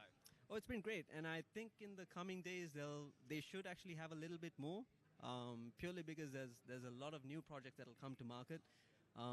The market is, I think they're hungry for new products, because, as I mentioned, your fixed income returns are a bit low now. So because of that, developers are also thinking about new interesting developments. You have things like Prime, which is opening up in Negombo, the Jadot development, which is a very impressive development, purely because, at the end of the day, they're catering towards that hospitality/apartment concept. And you have, even in Valigama, a development called South Beach. They've also, brought in about 106 apartments to Valigama. There's a lot of buzz in different places. It's not just central Colombo, the coast, and you'll be starting to, attract investment, not just from your locals, but pure foreign purchasers who are essentially coming down to Sri Lanka to have a good time, and now they want to be a part of Sri Lanka. So it's a very interesting time, and I'm very hopeful and positive about the Sri Lankan market. I'm really happy to see so many people gathering here talking about real estate, so many people coming together. Thank you very much for your time, and I appreciate it. So when it comes to new home investors, new buyers, what would be your advice in this current real estate market in Sri Lanka, and all you have talked about in this panel discussion? What advice would you give to these types of people? Yeah, basically, you will have to look at the when you make an investment. You may be looking at the plans, designs, 3Ds, location, pricing, discount, payments, and so on. So basically, that you are really looking at the development. But at the same time, it is also vital and also sometimes more important. You will have to see with whom you are going to part with your money. So that is the developer. Who is going to develop this product? Who has the brand? Who has what is his credit worthy? What is his history? What has credibility and so on? Because you will have to really see that, because that is where for next 2 to 3 to 4 years your money is going to be and parked there. So that is really important to look at. That is called the developer. So you will have to look at the development as well as the developer. So with all this you have seen at this property show that we have here, what do you think of the property show that you have attended this year? It's great. It's great to be here, and also to see a lot of property enthusiasts also there, and the customers are there, and also a lot of developers are also showing their products, which is really good thing that is needed and need of the hour. So thank you very much for your time. Thank you for being here. So, sir, in the next 5 years of the real estate market in Sri Lanka, as of what you've spoken through in this panel discussion as well, where do you think we will be as a real estate market in this country? I think the crucial thing, of course, is to continue with what the authorities have already started. They need to maintain the achievements they've already gained in terms of stabilizing the economy. Then they now need to get growth. They need to focus on structural reforms to drive growth. So once you get growth, sustained growth in the economy, that will then spread. There'll be effects that flow through into the property market as well. Because there'll be employment, there'll be more income, and there'll be more demand, and that will automatically have benefits for the property market as well. In addition, with stability now, the macroeconomic framework that's been put in place, a new paradigm of macroeconomic management with the Public Finance Management Act and the Central Bank Act, we can be more confident that we won't get these kind of erratic movements in interest rates, exchange rates, tax structure, etc. If that stability can be maintained and structural reforms done for growth, that will automatically give a boost to the property sector, and the property sector should prosper over the next 5 years. So this real estate market, it's a really jarring thing for some first-time investors, first-time home buyers itself. People all around other provinces and stuff trying to buy real estate in this type of a market. What would be your advice to these type of people?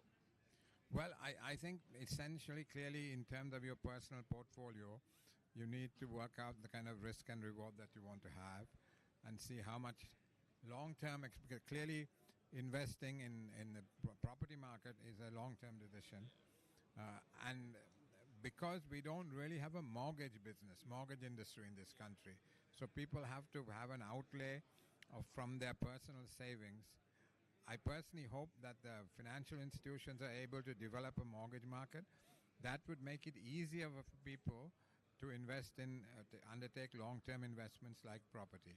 So I think, anybody needs to be cautious in terms of undertaking a large investment, but if the economy is stable and there is growth and the market develops with, for instance, a mortgage opportunities provided by the financial sector, then I think there's no harm done in all, and people within their means if they go into the property sector. So we have this wonderful property show here. What would be your thoughts as to this one-time event that we have? So I have not been to this before, so I was very pleasantly surprised at the degree of interest, the vibrance. So, it bodes well. Clearly the sector has a lot of good people, and if they are given the right overall conditions in the economy, I'm sure the sector can contribute a lot in terms of employment, in terms of living space, in terms of commercial real estate, all that. If the country is to recover, I think the property sector can play an important role in that. Yes, I completely agree with all your statements. Thank you very much for your time. Pleasure meeting you. So that was a lot of wonderful questions that the panel had and the audience also had. What do you think about the mentality when it comes to real estate in this type of a market in Sri Lanka? I think there's a lot of room for growth. Still, I think in terms of the macro factors, people sometimes still our economic literacy is low. So as a result, your motivation to join the real estate sector is not quite active as it could have been.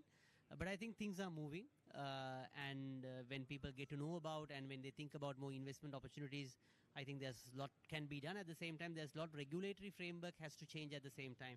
Even in today's conversation, there was a lot of comments about the visa process, because if you really want to attract foreigners to invest in the real estate sector, those regulatory framework has to change. And also on cost of construction has to come down, because that's where you push the prices down and you make it affordable for as many as people. So I think those changes has to take place.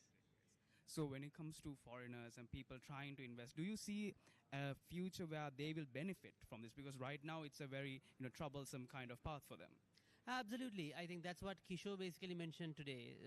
People join a place that they are welcome.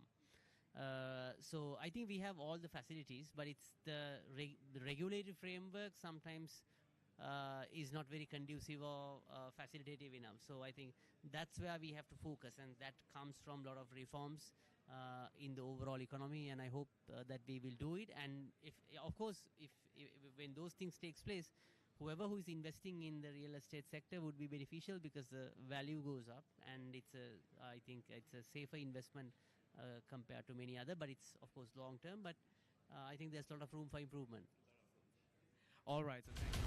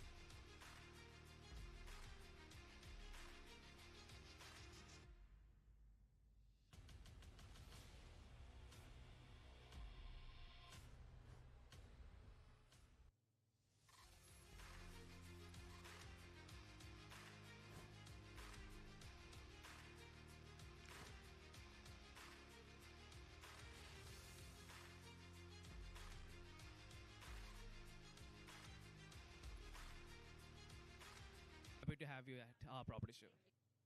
We are coming to you from the property show. Could you please give us an introduction as to what you have brought here today and who you are? Yes, sure. So hi, I'm Roshna Rahach. I'm from John Keells Properties, and today we have 4 of our ongoing projects. So we have Cinnamon Life, which we have 427 apartments ready to move in. We also have Trizen here, which we have 897 units, again ready to move in. And we have our ongoing latest development, which is Wiman in Jaila, just launched and under construction currently. And our project, the 2 villas in that we have left in our golf course in Tigana, which is under the brand Sunrise Ridge. So how has your feedback been at this property? When as there is a wild array of multiple developments, multiple apartment buildings, and multiple sorts of buyers and potentials as well. So what do you like? How has it been, the feedback from the potentials you have gotten here? Yeah, so I mean, we've been always on board with the Lanka Property Show, and we're so happy to be back here in 2025. So far, the feedback has been quite good. I feel like the market is moving. We had a really interesting panel discussion. So, I mean, there's a lot of interest in the market, and we've seen that through our sales as well, because we operate in 3 different segments, the Lux, Metro, and Suburban segments. So, actually, we're really happy to be here. So you don't see a property show like this every day, right? This is a once-in-a-year opportunity where multiple people gather around, talk about real estate, and this is a very interesting market. What do you think about the property show in itself? Yeah, I mean, I think it's really nice that most of the developers or the big names at the moment that have inventory to sell have come under one roof. And it's easy for the buyers, right? Because there's so much information in the market, but it's nothing like coming and seeing and meeting the sales representatives themselves and being able to speak to the developers firsthand in one location. So I think it's a really great initiative. You have other, like the banks on board as well, and a real cross-section of different developers. So I guess it's, if I was a buyer, I'd definitely drop by. Thank you very much for your time. I'm happy to have you here at the Lanka Property Show. See you.